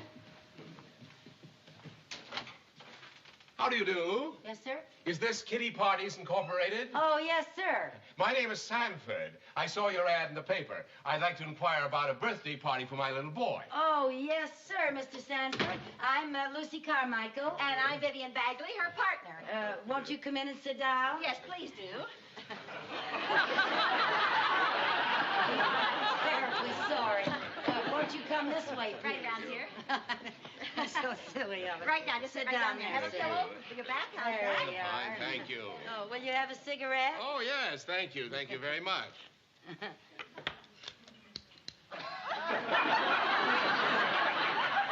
Oh, Lucy.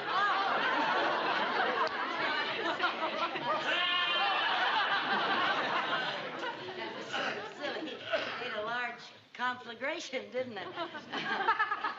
Well, now, about the party.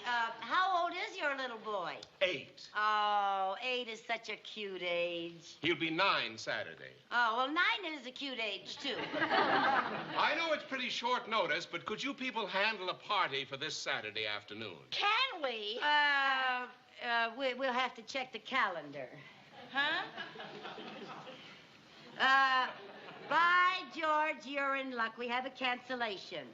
Oh, did they cancel? Yes. That's just fine. Now, what do you provide for this party? Oh, everything. Refreshments, entertainment, balloons, the works. Oh, yes, Mrs. Carmichael makes the cutest favors you ever saw. Yes. Oh, and wait until you taste Mrs. Bagley's birthday cake. Huh? Well, I suppose you people always have a kind of theme for these parties. If it's any help to you, my boy Tommy is crazy about the circus. Oh, good, good. Well, then we'll use a circus motif. And let's see, I could make some darling little animal place cards. And then we could bring the presents in a miniature lion's cage. Wouldn't it be better for the clown to bring in the presents? Oh, yes.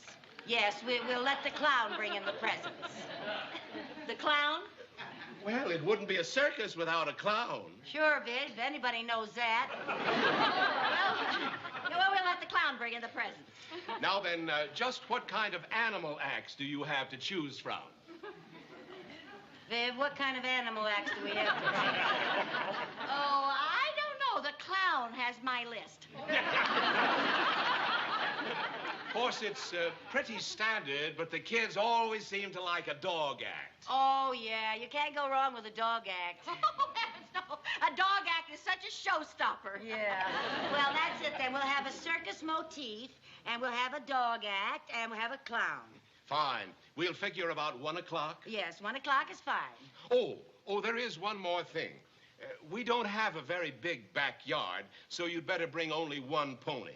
Only one pony? Now, Viv, if he only wants one pony, that's all. Well, I guess that's everything then but the price. How much do you usually charge?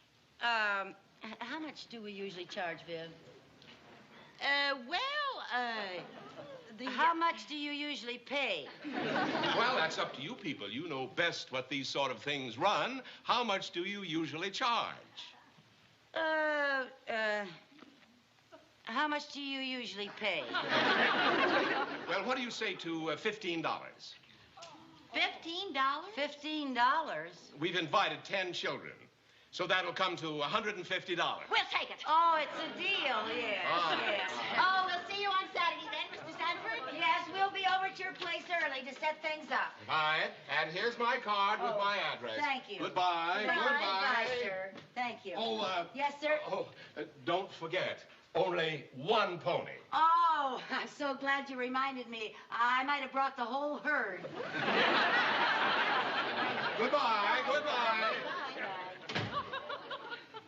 $150. I told you we were going to be a big success. But, Lucy, where are we going to get a clown and a dog act and a pony? Oh, don't worry about a thing. With $150, we can buy Ringling Brothers.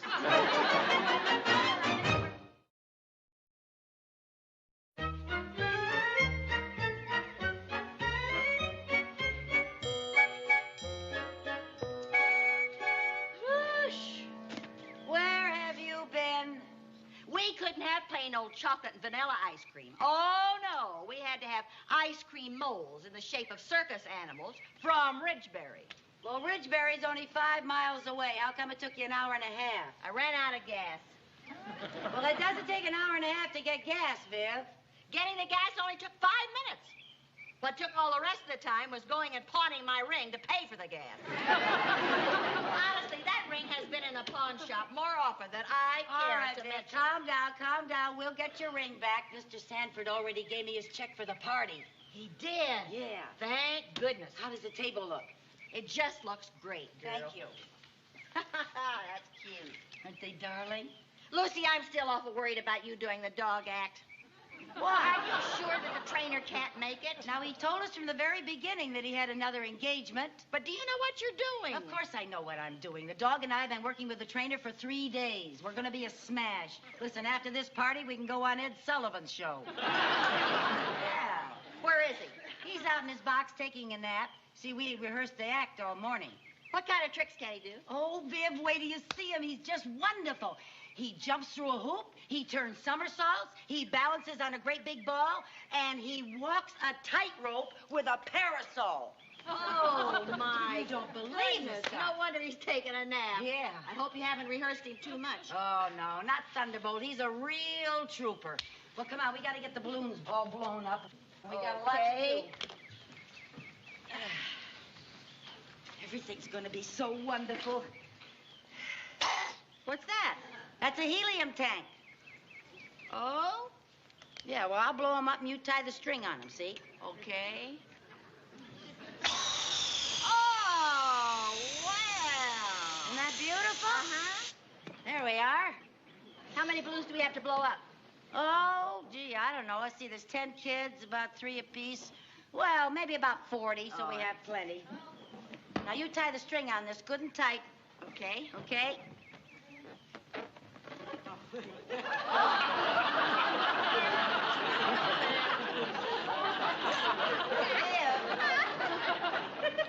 went 35 cents. Oh, I'm sorry. We have to have helium balloons. We can't have just plain old balloons that you blow up like anybody else. Yes, Viv, it's helium balloons and those special little ice cream molds that give our parties those special little touches. Now, you just stop complaining and be careful. Those things are expensive.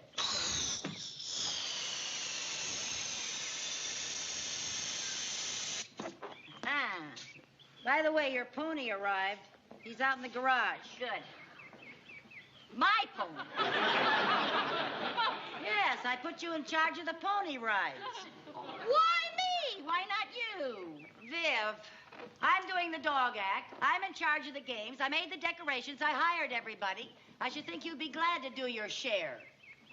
Hocking my diamond ring doesn't count, I guess. Yes, dear, it counts. All right. Now, look, all you got to do is lead a little pony around this yard. That won't kill you.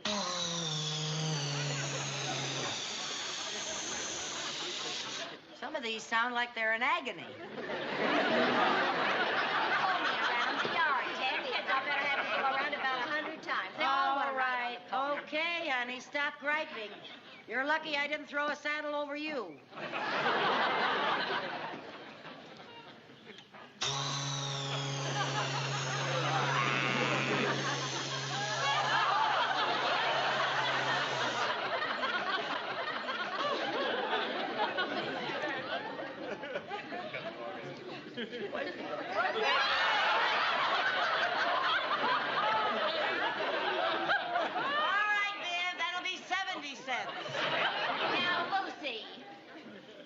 And I'm going to have to take it out of the share of your profits, I think. Speaking of profits, how much are we going to make? Well, remember now, this is our first party. How much are we going to make? Well, we'll learn to cut corners as we go along. How much are we going to make? And then, too, this party is pretty expensive with a pony and a dog act and a clown and ice cream molds and things like that. How much are we going to lose? We are not going to lose a cent. We're going to make a profit, a cool profit, after we pay for everything. We're going to get $5 apiece. You mean to tell me that I'm doing all this hard work for $5? $5 minus 70 cents. Oh, come now, All Lucy. right, you get $5. Oh, Here you are. Viv, you're going to have to finish these. I got to go pick up the clown. Okay. Think you can be able to do it by yourself? Yes, I can do it by myself. Okay. All right. Bum, bum, bum.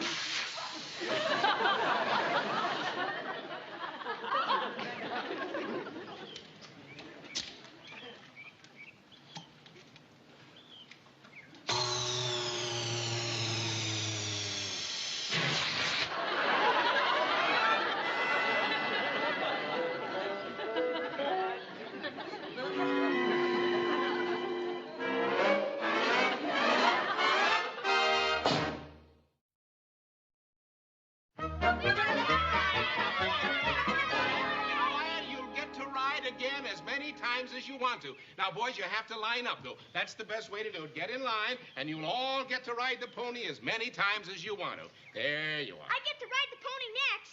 You already had 6 turns. I only had 3. Now, Tommy, you'll get to ride the pony as many times as you want, and so will you, David. Now, don't worry. Oh, here comes the pony again. All right, right there. Okay, Sonny, down you go. Oh. Oh. All right. Okay, who's next? Mrs. Bagley, where is Mrs. Carmichael? Where is the dog act? Where is the clown act? Now, don't worry. They'll all be here in just a minute. Well, I hope so. Yes, okay. Oh, here comes the clown. Pony, I gotta water the pony.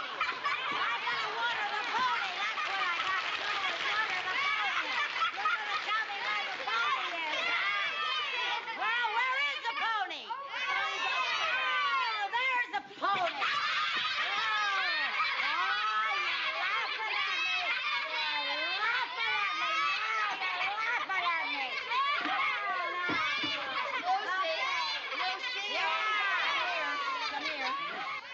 Big idea. Where's the real clown? He's got the flu. Didn't you find another one?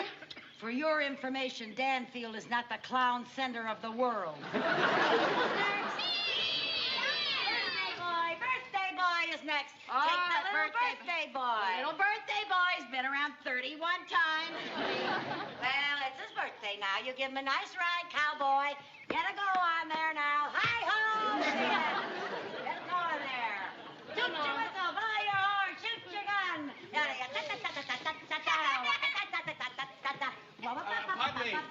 Pardon me, please. Could you tell me where I can find Mrs. Carmichael? Mrs. Carmichael? You are the clown? That's me, and boy, I'm hungry. I'm going to get a chicken sandwich. Yes, sir. Here's the chicken sandwich. I'm going to eat the biggest. That's not a chicken sandwich. Oh, you bet it's a chicken sandwich.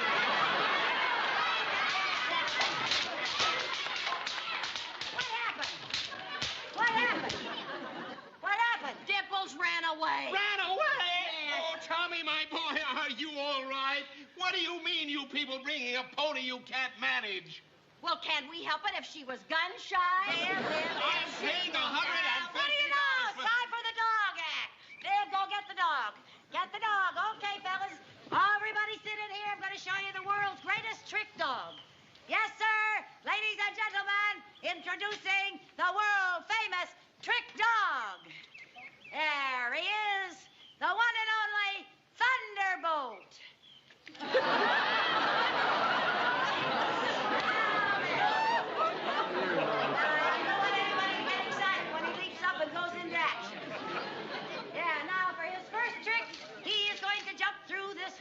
I want everybody to watch this. This is a mag. Step back, lady. We don't want any interference. Out of the way. We don't want anybody hurt. Okay, Thunderbolt through the hoop. Here, boy. Okay, Thunderbolt. Up and at him through the hoop. Up here, boy. Thunderbolt. Come on, baby. Remember all the tricks that we rehearsed? Come on, it's Tommy Sanford's birthday. Come on, boy. Up and at him, up and through the hoop. Yeah, well, for his next trick, he will dance on his hind legs. Come on, boy. Up. Boy. Yeah, look at that. Up on his hind legs. Or would you rather balance a ball? I'll bet that's what you want to do. This is the trick that's your favorite. There you are, fella. There's the ball. Okay. Up and on the ball. And balance on the ball. Okay, Thunderbolt. Come on. Let's get up there and do something, huh? Should we get up there and do something, boy? Come on here, honey. Come on, up in there. Come on. Yeah, well, I know he's in there someplace. Well, world famous Thunderbolt. And here he goes. Let's give him a big hand. Yeah, well, everybody over there for ice cream and cake. Yeah, that's it. Yeah, everybody. Yeah, how about some ice cream and cake, Mr. Sanford? Mrs. Carmichael, what kind of a fraud is this? Can that dog do anything? Well, I'd like to see somebody stretch your skin that far. This is a farce. You people don't seem to be able to do anything. I may ask for my money back. Oh, here now, Mr. Sanford. There's lots of fun ahead. Well, there better be. Okay, there is, but... What fun ahead? We've already done everything. No, Viv, we got some games to play. Now, listen, you serve the ice cream and the cake, and I'll go get the balloons. Okay. Hey, where are the balloons? I tied her to the bumper of the car. Okay. Lucy! What? Lucy! What? Come here. What's the matter? The ice cream molds have all melted. Oh, Lucy. What'll I do? Well, pour them in a glass and give them a straw.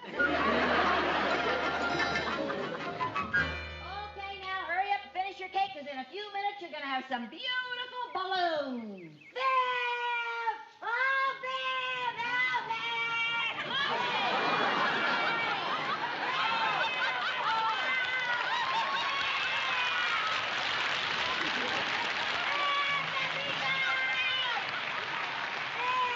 Coming down from here! What are you doing up there? What do you think I'm doing up here? I'm checking the air currents for the Somebody get a ladder! Oh, I'll tell you, Lucy. Lucy! You stay right there, and I'll get the boys to go home and get their slingshot. Oh, now you go! You all jump up and see if you can get her feet. Somebody get me Get down! her. Oh, Lucy. Lucy, see if you can get her feet. Can you get Viv, I'm drifting away, Viv! Viv, be sure to tell little Jerry to brush his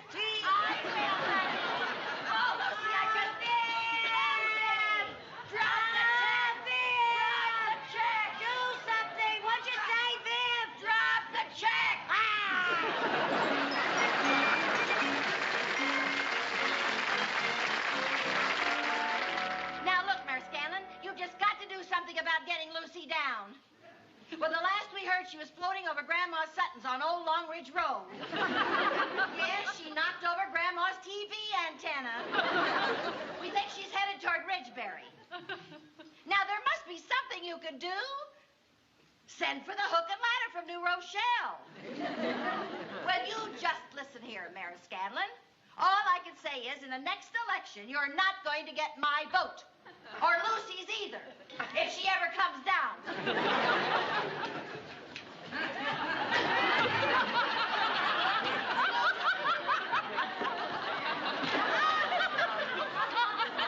Boy, this space travel sure isn't what it's cracked up to be.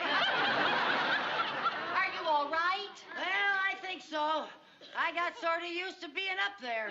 You know, I even dozed off on my second orbit over Danfield. Oh, you poor little thing.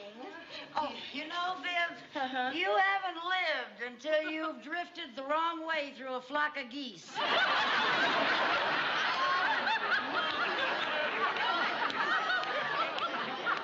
Honey, how did you finally get down? I got caught on the Ridgeberry Community Church steeple. Reverend Moss climbed all the way up and got me down. Oh, wasn't that lucky? Yeah. I was headed for the open sea. Oh. It was a terrible experience, but it wasn't a total loss. We got lots of parties. Lots and lots of parties coming up. Really? After that fiasco? How come? The kids all said they don't care what else happens as long as you float away into the...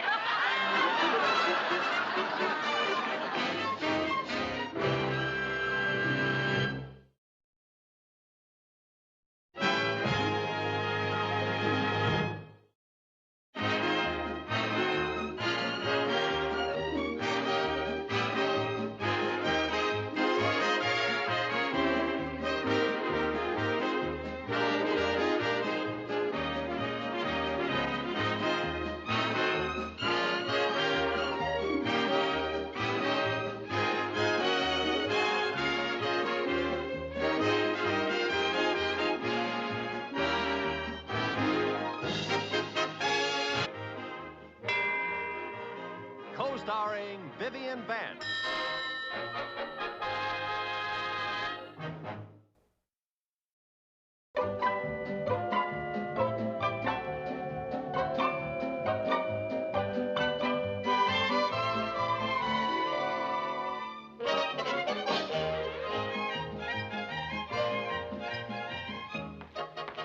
Hello? Anybody here?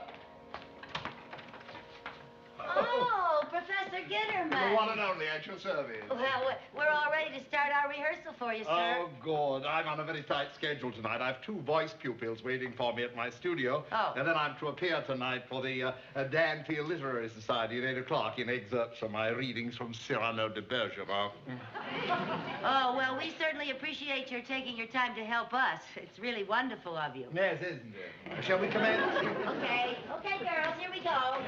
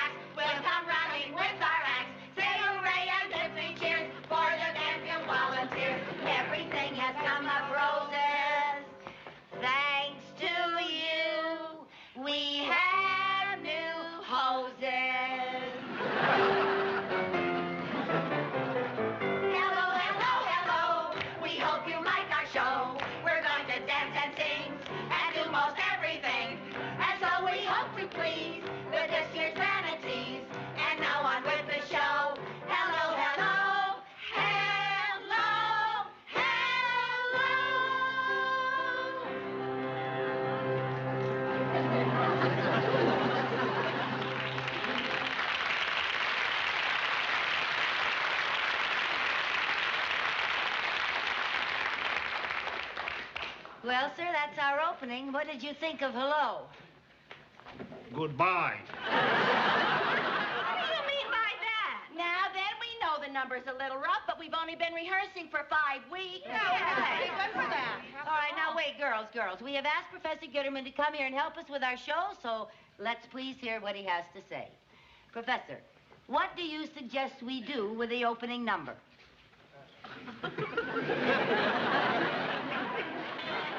Ladies, I don't mean to be unkind, but if you want my advice, I would think that you should abandon the whole project. You mean not do volunteer vanity? Oh, now we have to do a show to raise some money for the fire department. We need new equipment desperately.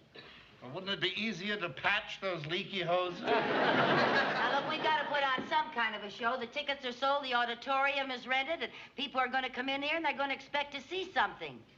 Oh, you're right. The audience shouldn't be disappointed. That's right. And they won't be. I'll give my program of readings from Cyrano. We'll call it An Evening with Professor Gitterman. Well, what do all of us get to do? Sell tickets and usher? Oh, would you? Well, perhaps we can strike some happy compromise. We could always do one of the classics, like Antony and Cleopatra. Hey, good idea. Cleopatra? Yeah, that sounds interesting. We can do the Gitterman version. The Gitterman version? Because after reading Shakespeare's version, I could see there was considerable work to be done. Well, are there any good parts for women in it? Oh, there are some marvelous parts for women. Well, there's Cleopatra, and then there's Octavia, that's Antony's wife. Then there's Charmian and Iris and Alexis and Mardion, Diomedes. Oh, good. And there are 2 very prominent parts for men, too, Antony and Caesar. Oh, maybe I could get Harvey to play the part of Antony. Lawrence Harvey? My husband, Harvey. How can we get to play Caesar, huh? Oh, yeah, that's going to be a problem because all the other husbands refuse to have anything to do with the show, Mr. Gitterman. Maybe so. Maybe No! Make not your thoughts your prisons. No, dear Queen. Our care and pity is so much upon you that we remain your friends. And so, adieu. Say, maybe you could play Caesar. Why didn't I think of that? No, we get to play Cleopatra. Oh, Cleopatra, that's me. If you're going to do Caesar and you're going to really play Cleopatra, you just let me play that part because you haven't acted until you've acted with me. Ladies, please. I am the logical one to play the lead. How do you figure? Because I am an authority on Cleopatra. How come? Because I've seen the movie 12 times. She means the one with Theda Barra. Theda Barra. I'm such a big authority. Every time I think of authority, That's a little before my time. Quiet, ladies, I have please. seen Liz Taylor in Cleopatra 12 times. I'll send each of you a copy of my play, and we'll have tryouts right here Saturday morning at 10 o'clock. Oh, we all get to try out. That's a good idea. Oh, well, wait a minute, girls. I have an announcement to make. I got a letter from Commissioner McCulloch over in Ridgebury reminding me that we haven't had a fire drill all month. So, sweet ladies, heed my counsel. Keep thy boots and thy helmet near thy bedchamber. And keep thy axe as sharp as a serpent's tooth.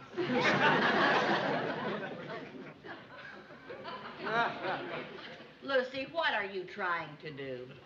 I was making an announcement. You were trying to audition ahead of everybody else. I was not.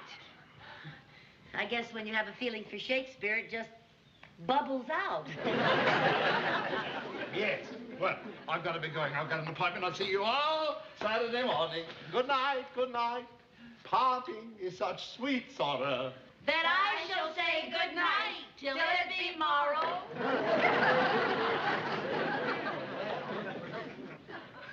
Well, go ahead, change your clothes. Rehearsal's over.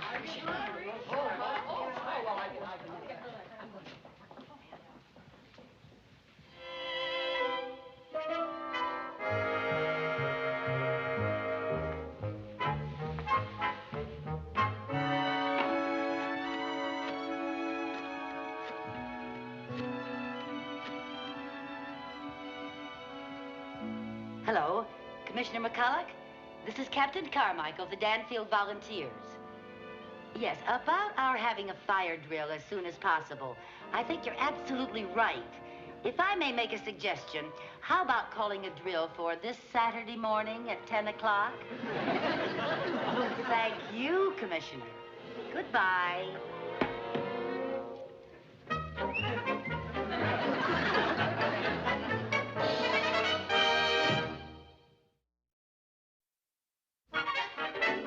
Would you read that speech again? Oh, Caesar, what a wounding shame is this. That Wounding. What? Wounding. Wounding? Wounding. Oh, Caesar, what a wounding Are you sure? It's traditional wounding. Oh, Caesar, what a wounding shame is this, that thou vouchsafest Stop. You're right. You have improved. Oh, thank you. Then I get the part? Yes. Oh, thank you. I'm Thank very you. full appointment. I can't wait any longer. Oh, Mrs. Carmichael, Yes. would you do me a very great favor? Of course. If and when the other ladies put in an appearance, would you be good enough to distribute the minor roles as you see fit? Oh, I'd be glad to. Now, we'll have the first rehearsal here Monday night at 8 o'clock sharp. Yeah, Monday night, 8 o'clock. Sharp. Sharp, yes, sir. Yes, sir.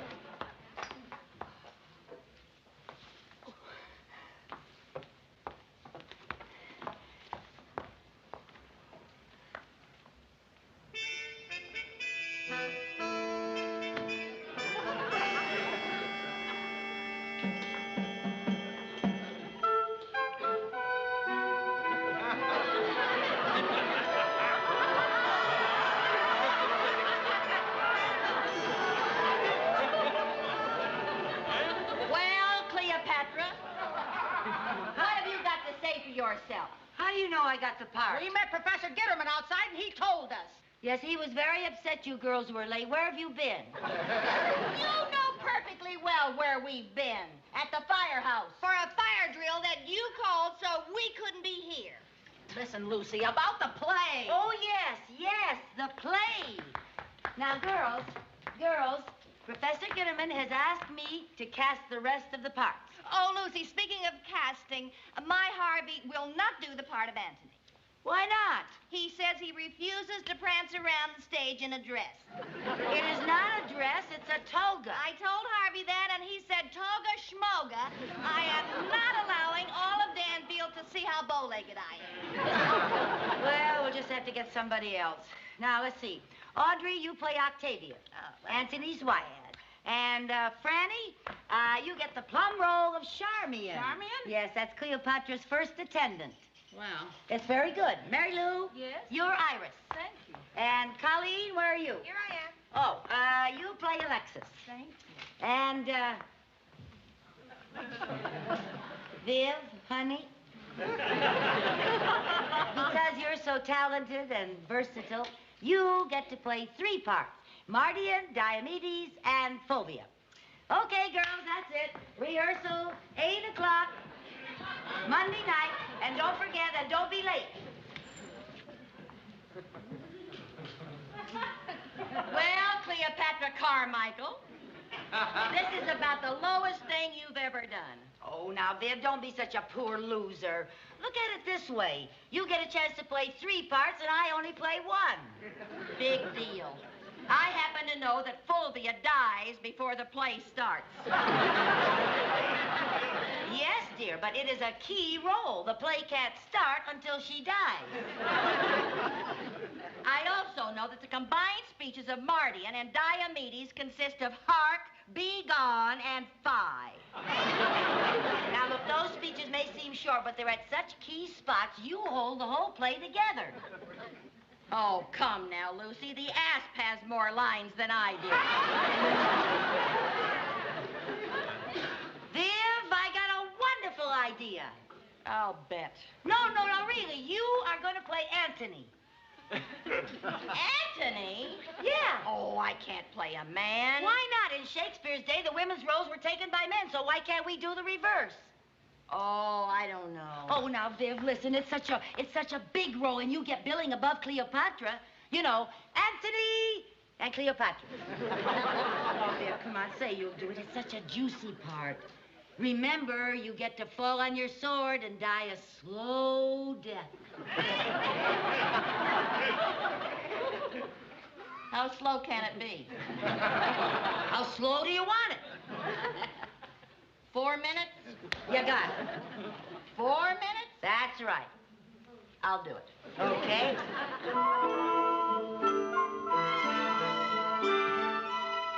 I come to Egypt not alone to conquer the valiant Antony, but I confess also to win thy heart, O Queen of the Nile.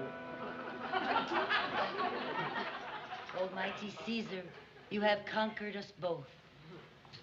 Mrs. Carmichael, this is a theater, and you're going to have to project. Those people in the back row will want to hear what you're saying. Oh, well, you see, I thought since I'm about to die in this scene that I would speak softly because I'm so unhappy, you know. You're not half so unhappy as those people in the back row who paid $4 for each seat. All right, sir, I'll try to speak up. Thank you.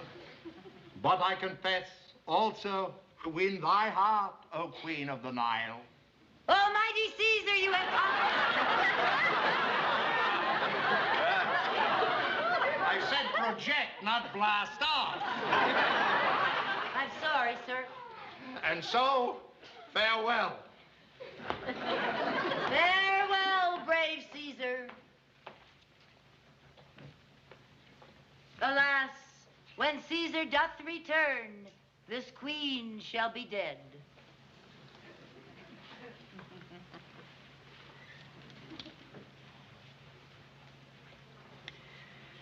The venom of this foul reptile will have...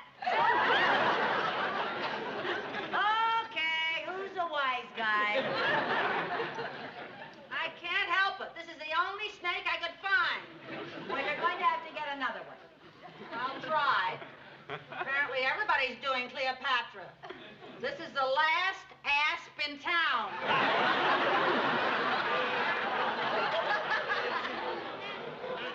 Well, see what you can do. The venom of the foul reptile will have exacted its morbid toll.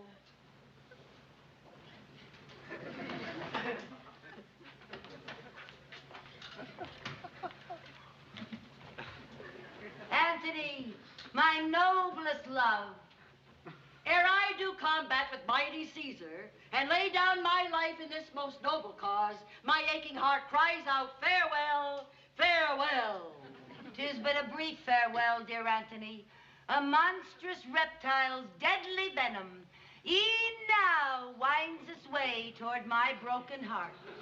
Oh, sweet queen, I fall upon my shoulder and join thee in sweet repose.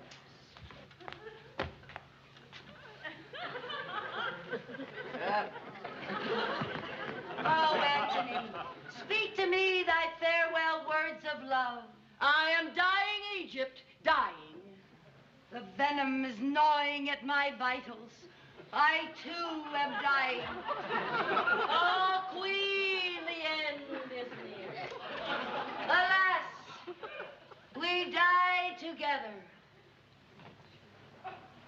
The end is near.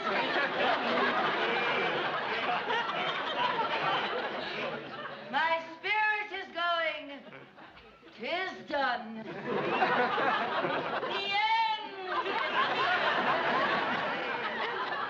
How long does it take you to die?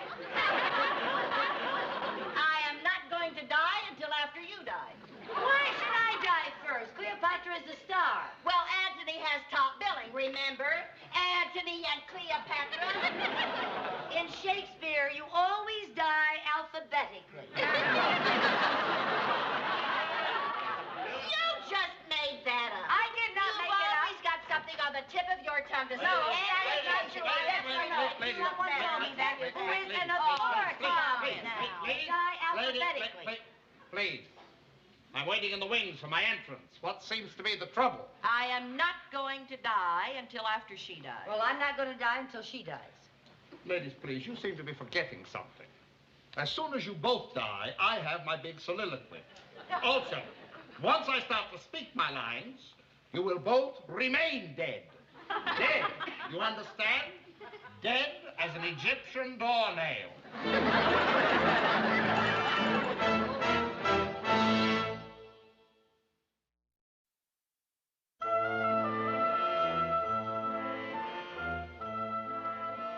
Hail Anthony!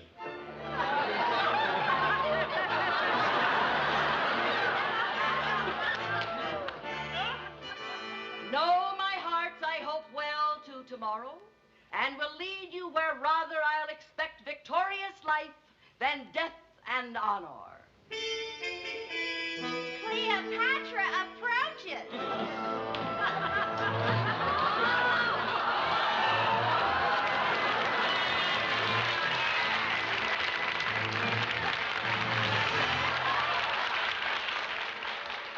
Come, give me ink and paper. Anthony shall have each day a queen. Yay, my queen.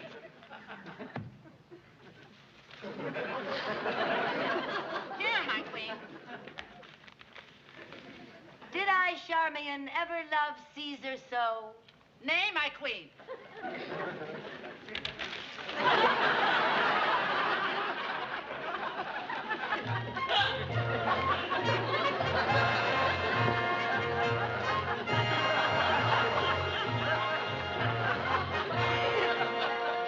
Professor Kinnaman says if we keep this up, we're going to be Danfield's answer to the old Vic. Ah. Girls, they just called. We have to put out a fire. A fire? Where?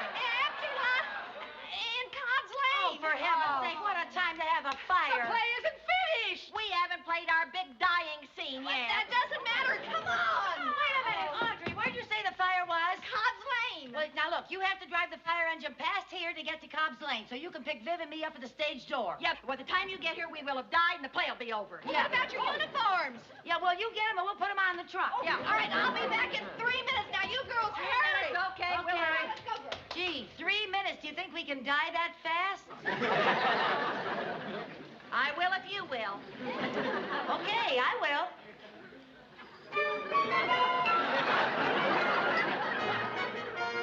Alas, when Caesar doth return, this queen shall be dead.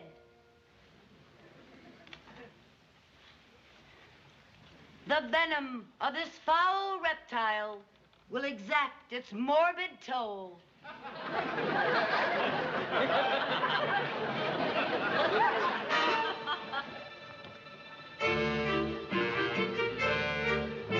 Anthony, my noblest love, my aching heart cries out, farewell, farewell. 'Tis but a brief farewell, dear Anthony. This monstrous reptile's deadly venom e'en now winds its way toward my broken heart. Oh, sweet queen, I fall upon my sword and join thee in sweet repose.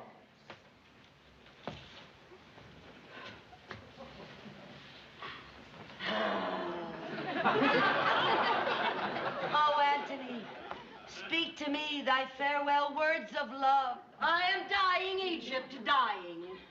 The venom is gnawing at my vitals. I, too, am dying. Oh, sweet queen, the end is near. Alas, we die together.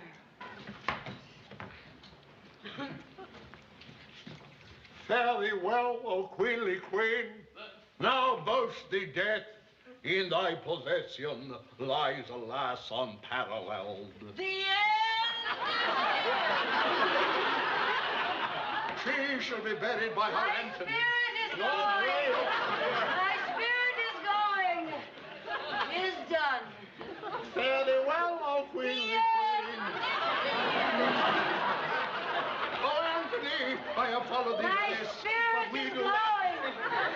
'Tis done. 'Tis done. I must perforce have shown. The end.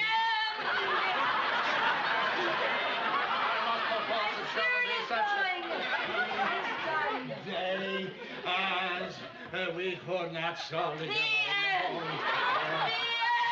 The end is near. Oh! Ah! Oh! Ah!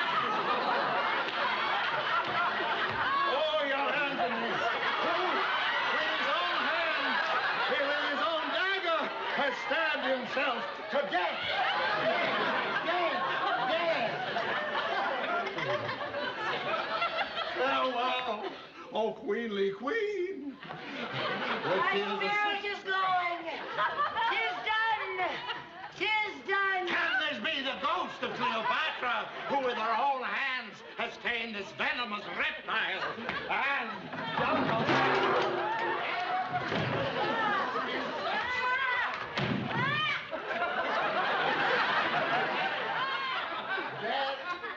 dead for a ducat, dead.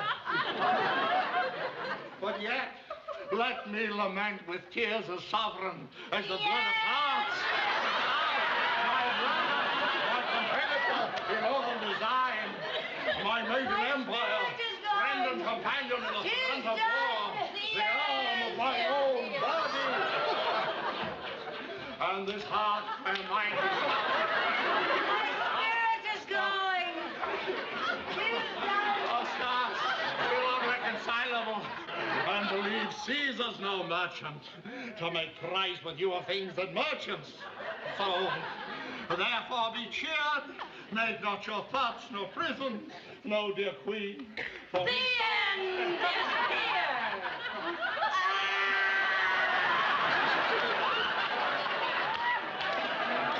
Therefore, be cheered. Make not your thoughts your prison. Hey. No, dear. Come on. Hey, come on. Make not your thoughts your prisons. No, dear queen, for we intend to dispose you as you. Our care and pity is so much upon you that we remain your friend. And so, farewell, O noble queen. Our army shall in solemn show attend this funeral, and then to Rome.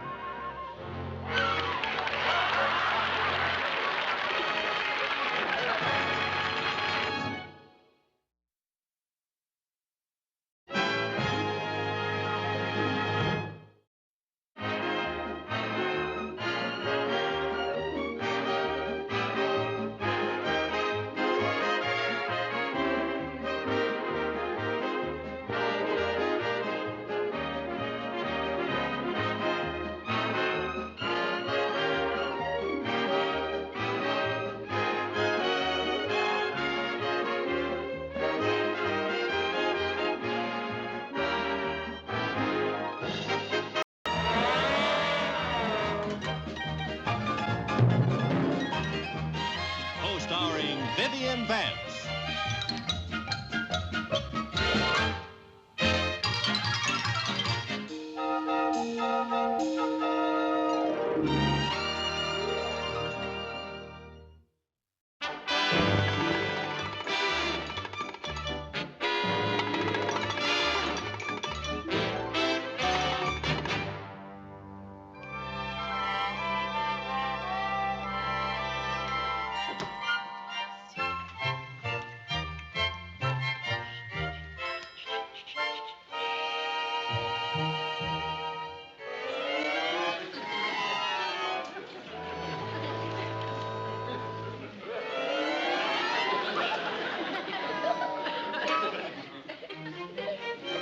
What's the matter, Lucy? Viv, have you noticed how every year the printing in books gets smaller? Why don't you get yourself a pair of glasses? Vivian, I don't need glasses. I've told you that 50 times. Okay. Let me see you read that book. Cookbook. I have perfect vision, Viv. Let me see you read one of the recipes. All right, Vivian. Chicken fricassee. Take one large stewing hen and cut it in several parts and put it in a quart of water, bring to a boil, and season... Nice try, girl, but your chicken fricassee is gonna taste just like apple strudel. All right, you're so smart. You got the book. Now read me the recipe for chocolate fudge cake. Why? Because tomorrow Mrs. Mooney is having her charity cake sale, and we always donate a cake, remember? Lucy, why are you so stubborn? About what? Millions of us women wear glasses, and we look marvelous in them. Well, I know, but I just don't have the face for glasses. Now, if you're so worried about your looks, why don't you get a pair of contact lenses? Oh, they're too expensive. I can't afford them. $200. Oh, you don't have to pay for them all at once. I was just reading Dr. Kaufman's ad here in the paper. I was looking at it. Here, look at... Oh, I forgot. You can't read. I can read the big print, for heaven's sake. Contact lenses. No money down, 52 weeks to pay. Wear them before you buy. Free trial offer. See? That's only $4 a week. And if you don't like them, you can bring them back. Uh-oh. I knew there was a catch to it. You have to have your credit approved. Oh, now, surely Dr. Kaufman would trust you for a measly $4 a week. Apparently, you have forgotten my credit rating. Do you know that before the newsboy will throw a paper on our front porch, I have to go out and throw him a nickel? I'm more in debt than the United States Treasury. Here. Oh, hello. Good evening, Miss Carmichael. Hello Here, Miss Bagman. Well, there's Nelson. Hello, Nelson, there, boy. Are you taking Mr. Mooney for his evening constitutional? Yes, is this a social call, or did you two just drop in to growl? Irma asked me to drop by and pick up your cake for the cake sale tomorrow. Oh, well, I haven't baked the cake yet. I'm going to make it tomorrow morning. Oh, well, fine. Will you send it over tomorrow? Yes, we'll see that it gets to the bank. Good. Come on, Nelson. Good night. Come on. Oh, Mr. Mooney, would you stay for a few moments? I'd like to talk to you about something. Well, I can stay for a few moments, but Nelson can't. If he's away from Irma too long, she gets lonesome. Nelson, come on now. You go on home. You can let yourself in. Well, now, don't tell me Nelson has his own key. No, he rings the doorbell just like any other dog. Now, if you must know, Nelson has his own private entrance. Mrs. Mooney paid $50 to have a dog door put in our kitchen. Oh. I must say that's more than she's ever spent on me. Speaking of money, Mr. Mooney, that's sort of what I wanted to talk to you about. Nelson, wait for me. No, wait a minute. I'm not going to ask you to give me any money. I just want you to guarantee my credit. Oh, I'd be glad to.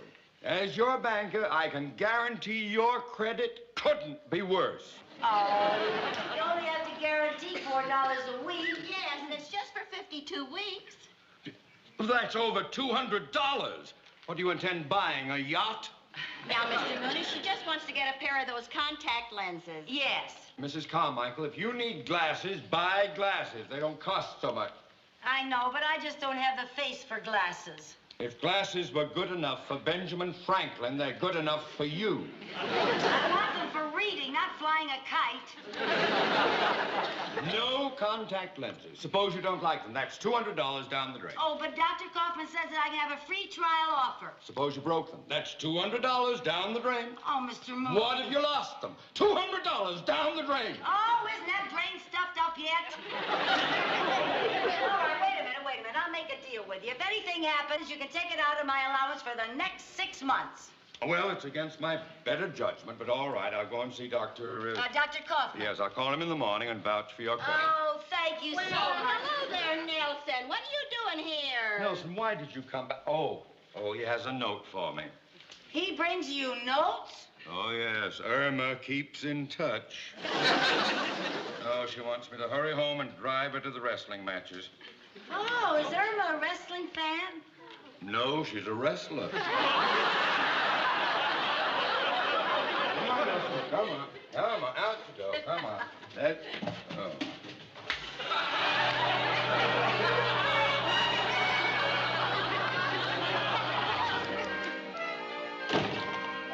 I'm back. I'm in here, girl.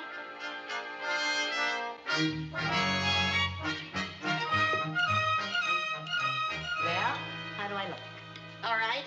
What'd Dr. Kaufman have to say?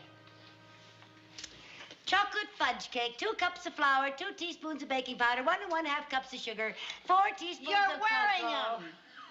You can't even tell, can you? Not without my glasses. Beautiful. Dr. Kaufman says that I have the most marvelous blink reflexes and perfect eyeballs. Oh, isn't that romantic? And best of all, you know, they're so so comfortable, you don't even know you have them on. For heaven's sake. Oh, you baked the cake. I thought I might as well go ahead and bake it while you were down at the doctor's. Well, let me finish icing it. I ought to do something. I'm the one that's donating it. Yes, you should. Where are the boys? Arnold Mooney's over here, and they're all upstairs playing. Oh, good. Then we'll get them to take it over to the bank for us. Ho, ho, ho. Fat chance. Well, you just don't know how to handle our boys. All right, you get them to come down. All righty, boys. Come down here, please. We can't. We're busy. Oh, okay, okay. I thought maybe you'd like to lick the bowl. We just made a cake, but that's all right. If you're too... I thought you said we could lick the bowl. You can after you take this cake down to the bank. Hey, this is Saturday. The bank is closed. Oh, no, Mrs. Mooney's going to have her cake sale there today. Yep. Nice try, Sherm. Now get going and be very careful, Sherman. And be sure to tell them that it's from us, huh? Okay, Bye-bye. Bye. I gotta hand it to you, girl. You're the Dr. Spock of Danfield. Come on, let's play some gin rummy, huh? All righty. Thought you were on a diet. Now, Lucy, I've lost 3 pounds this week. You didn't lose them, you just misplaced them. Look behind you.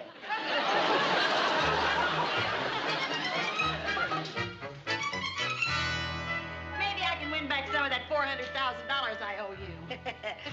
Oh, now I can finally see what this magazine is all about. Yes, Oh, that's what that picture was, huh?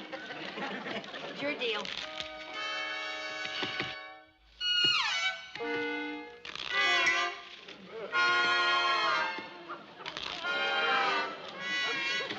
That's funny, Viv. I can read better with my left eye than I can my right. Maybe your left eye has a better education. No wonder the lens has dropped out. No. Dropped out? Oh. Oh, my gosh, Oh, now Viv. don't get panicky, honey. Oh, don't where get is it? panicky. Now, Lucy. Oh, let's Viv, see I now. can't lose Now, that. when you first came home from the doctor, you came right to the kitchen and you were able to read that recipe. Yeah. So you dropped it between the kitchen and here. All right, you look at the kitchen, I'll look in here. Okay. Oh, I can't lose that. No. I can't. Ah, Viv, don't walk. Don't walk. You're liable to break it. Crawl to the kitchen. Crawl to the kitchen? Yes, and look every place. Feel your way. Yeah. Oh, Viv, I can't lose that out. Oh, it cost a fortune. Mr. Mooney's going to kill me. Oh, dear. How could it have dropped out and I not know it? Oh, for heaven's sake. Lucy? Yeah, you found it? No, but I want to know what it looks like in case I do. Oh, well, it's a little smaller than a dime, and it looks like glass, and you can see through it. It's kind of like a tiddly, only it doesn't wink.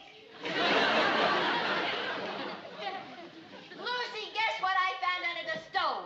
My lens. No, a Chinese fortune cookie. Oh, that's just peachy. Oh, boy, it says I'm going to meet a very rich, handsome man. Oh, Viv! Come here. Yeah? You know what? It must have fallen into the icing. I must have iced the cake with it. Oh, my. Oh, no. Oh, dear. Where are you going? I'm going down to the bank and buy back my cake. Yeah. Lucy? What? Can I get up now? Yes, you can get up.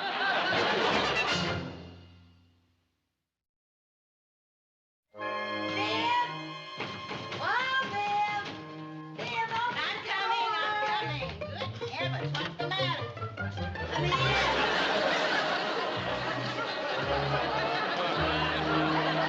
Where was all those cakes? Can I help it if 15 other women decided to make chocolate fudge cake?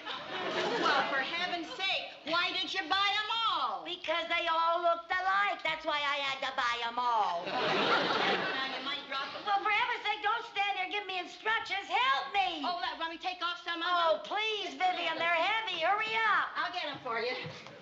I'll get these on the top, and then you throw Hurry them up, to the bottom. Viv. Ready? You Oh, got 'em? boy, that's heavy, girl. Yeah, and put them down as quick as you can and take these off my fingers. My fingers are killing Just a me. minute. Oh, Here, I'll get them. 15 cakes. Oh, Oh, be boy. careful. There, is that better? Yeah. Golly, those are... Oh. There, now. Woo. Come on now. We gotta find that lens. Yeah? We gotta go through every one of these cakes. We got to go through every bit of icing. Now, come on, Viv. Don't waste a minute. Take All the cake. the icing on All every the cake? icing. Yes, we have got to. See, they all look alike. I don't know which is my cake. Now, be very careful. Remember, it's a very tiny piece of glass. Now, come on, Viv. Get at it. All right. I'm not going to hurt you to get messed up a little, you know. All right. Oh, great heavens. Now, be Boy. very careful. It's hard to find. Yeah. Boy, I hope we find it soon. If I have to feel my way through 15 fudge cakes, I'm going to have awful fat fingers.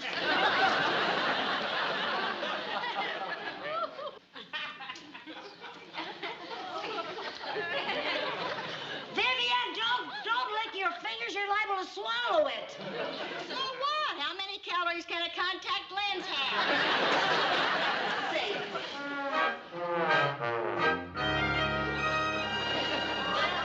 Not in this one either, girl. Oh, dear. Well, we got to start all over again.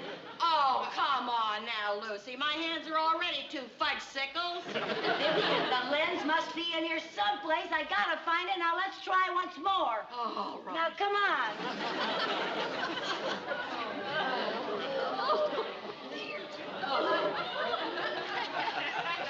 I got it. I got it. My leg. I got it. I got it. Fingernail. Yeah, I see that. You, Mrs. Carmichael. Don't say anything. Maybe he'll go away. You. If he knows I lost a lens, he'll kill me. He will absolutely kill me.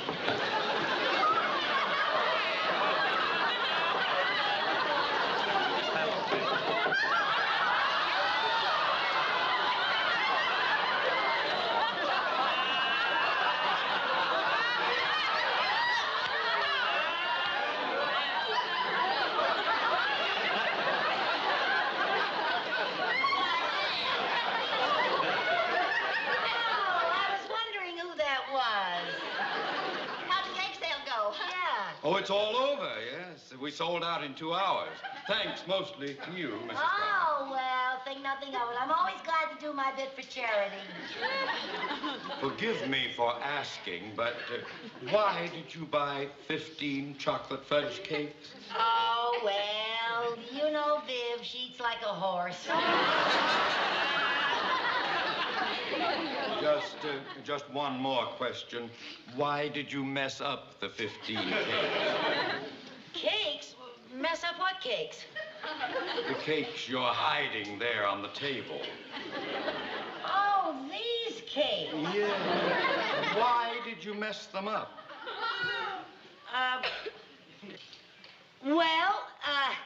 You know something? You know what we were going to do? We were going to make those 15 cakes into one great big cake.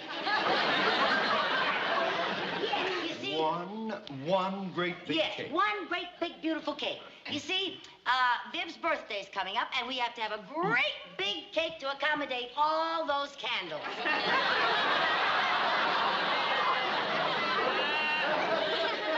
That's what we were doing. Well, while we're on the subject of birthdays, that's why I came by. Irma's having a few friends drop in tomorrow to help her celebrate hers, and she would like both of you to come. Oh, how nice. I didn't know it was Irma's birthday. Oh, yes. And by a strange coincidence, it's also Nelson's birthday. Oh, well, tell Irma we'd be delighted to be there tomorrow. Good. I hope you don't mind eating your own cake. Oh, how's that? Oh, Irma thinks you're the best baker in town. So when your cake came in, I put it aside for the occasion. Good night, ladies. Oh, Mr. Mooney. Wait a minute, Mr. Mooney. You know, Hofstadter's Bakery makes a much better cake than I do. Well, why don't you leave this cake here and let me make you another cake tomorrow, huh? It'll be my treat. No. Irma wants this one, so I'll take this one back. Well, look, I got that one all botched up. Please leave it here. And I promise I'll bake another one tomorrow much better, huh? No. Irma wants this one, and whatever Irma wants, Irma gets. But there is one little thing you could do for me. What's that? Get your sticky fingers off my fruit!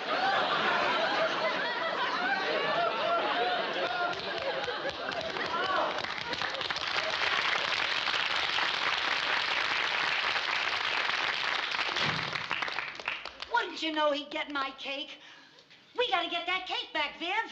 You have got to get that cake back. What do you mean? We who are old and eat like a horse are retiring to pasture. No time to get sensitive, for heaven's sake. Can you tell me a better time? All right, I'm sorry. Well, that's better. All right, good. Now let's clean up this mess. I gotta bake another cake. You got to bake another cake? Yes, I have. I gotta bake another cake, and I've gotta go over there to Mooney's tonight while they're asleep and switch cakes. Oh, That's what I've got to do. How are you going to get in? Oh. Call up Mr. Mooney and tell him to leave the key under the doormat? Oh, don't worry about getting in. Who locks their doors in this town? Well, you won't need me. You can go by yourself. What do you mean I won't need you? What for? Well, for an emergency. What kind of an emergency? Well, now, look, now, if I get into Mr. Mooney's tonight, and he hears me, and he comes down and finds me in the kitchen, and then Irma comes down and finds us together, you know, she could get pretty jealous. But if she comes down and finds you and Mr. Mooney together, she'd realize there wouldn't be anything to be jealous of.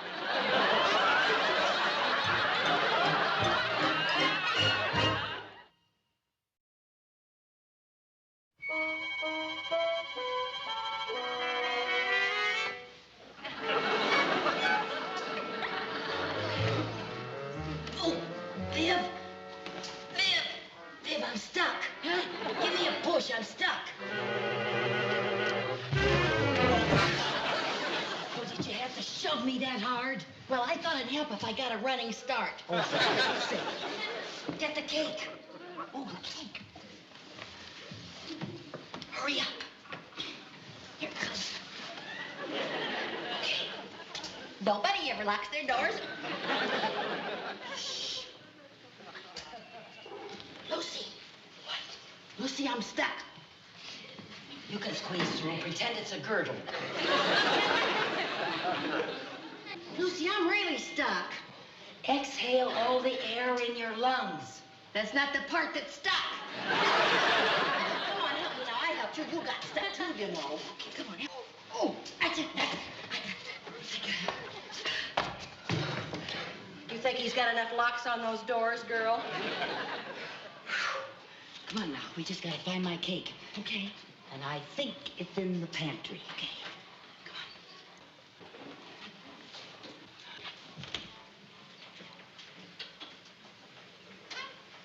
And there it is. Switch them quick, Lucy. Let's get out of here. Okay. Be careful now. Be careful. Come on, I'm scared. Okay.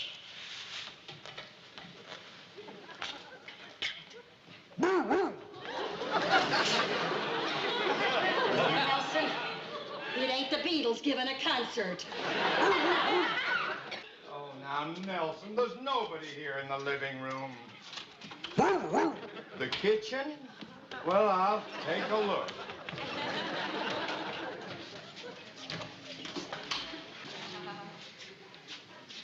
Now, you see, Nelson? Oh, Nelson. Told you there was nobody here. Now, Nelson, look, sit. I want to talk to you. One more false alarm, and you are going to sleep in the doghouse. On second thought, I'll sleep in the doghouse. You can sleep with Irma.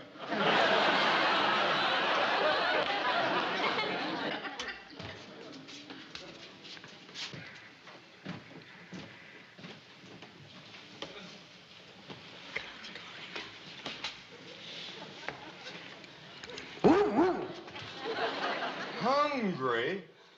All right, I'll get you a dog biscuit.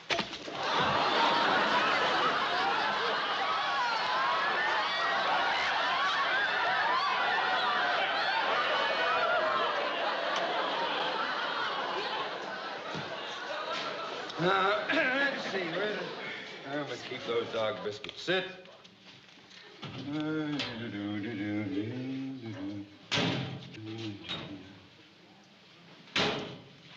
I know there are dog biscuits around here. She gave me some for dinner tonight.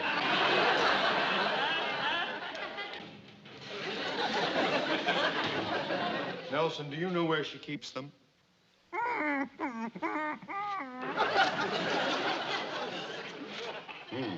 Yeah, here they are. All right, there. Well, why did you bring me in here if you don't like it?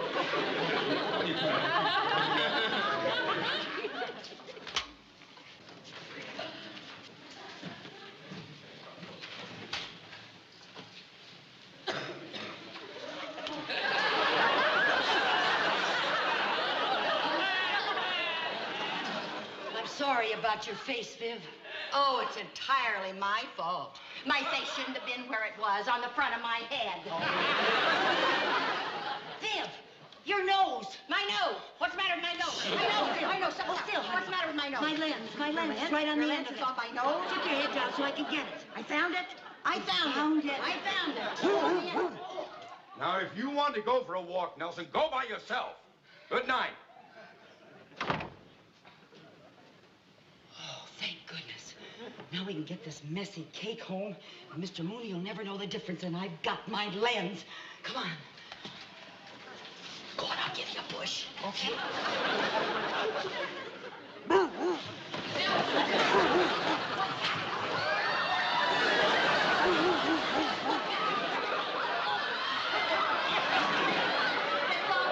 Oh, Lucy. Here, let me get the cake.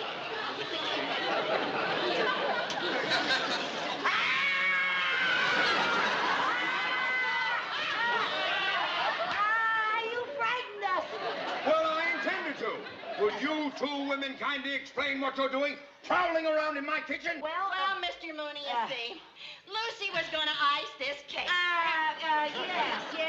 Yes. I got to thinking that tomorrow, being Irma's birthday and Nelson's birthday, I decided that probably Irma would be getting all the attention, and that Nelson would feel very rejected. Yeah. So we baked him his own special cake. Yeah. Yes, and he sure seems to be enjoying it. That's right. That's it. Good night, Mr. Mooney. Yeah, good night. That was it. Good night. Good night, Nelson. Good night. Now, look, Nelson, are you all right? Yeah? I'm stuck. Give me a push. Okay.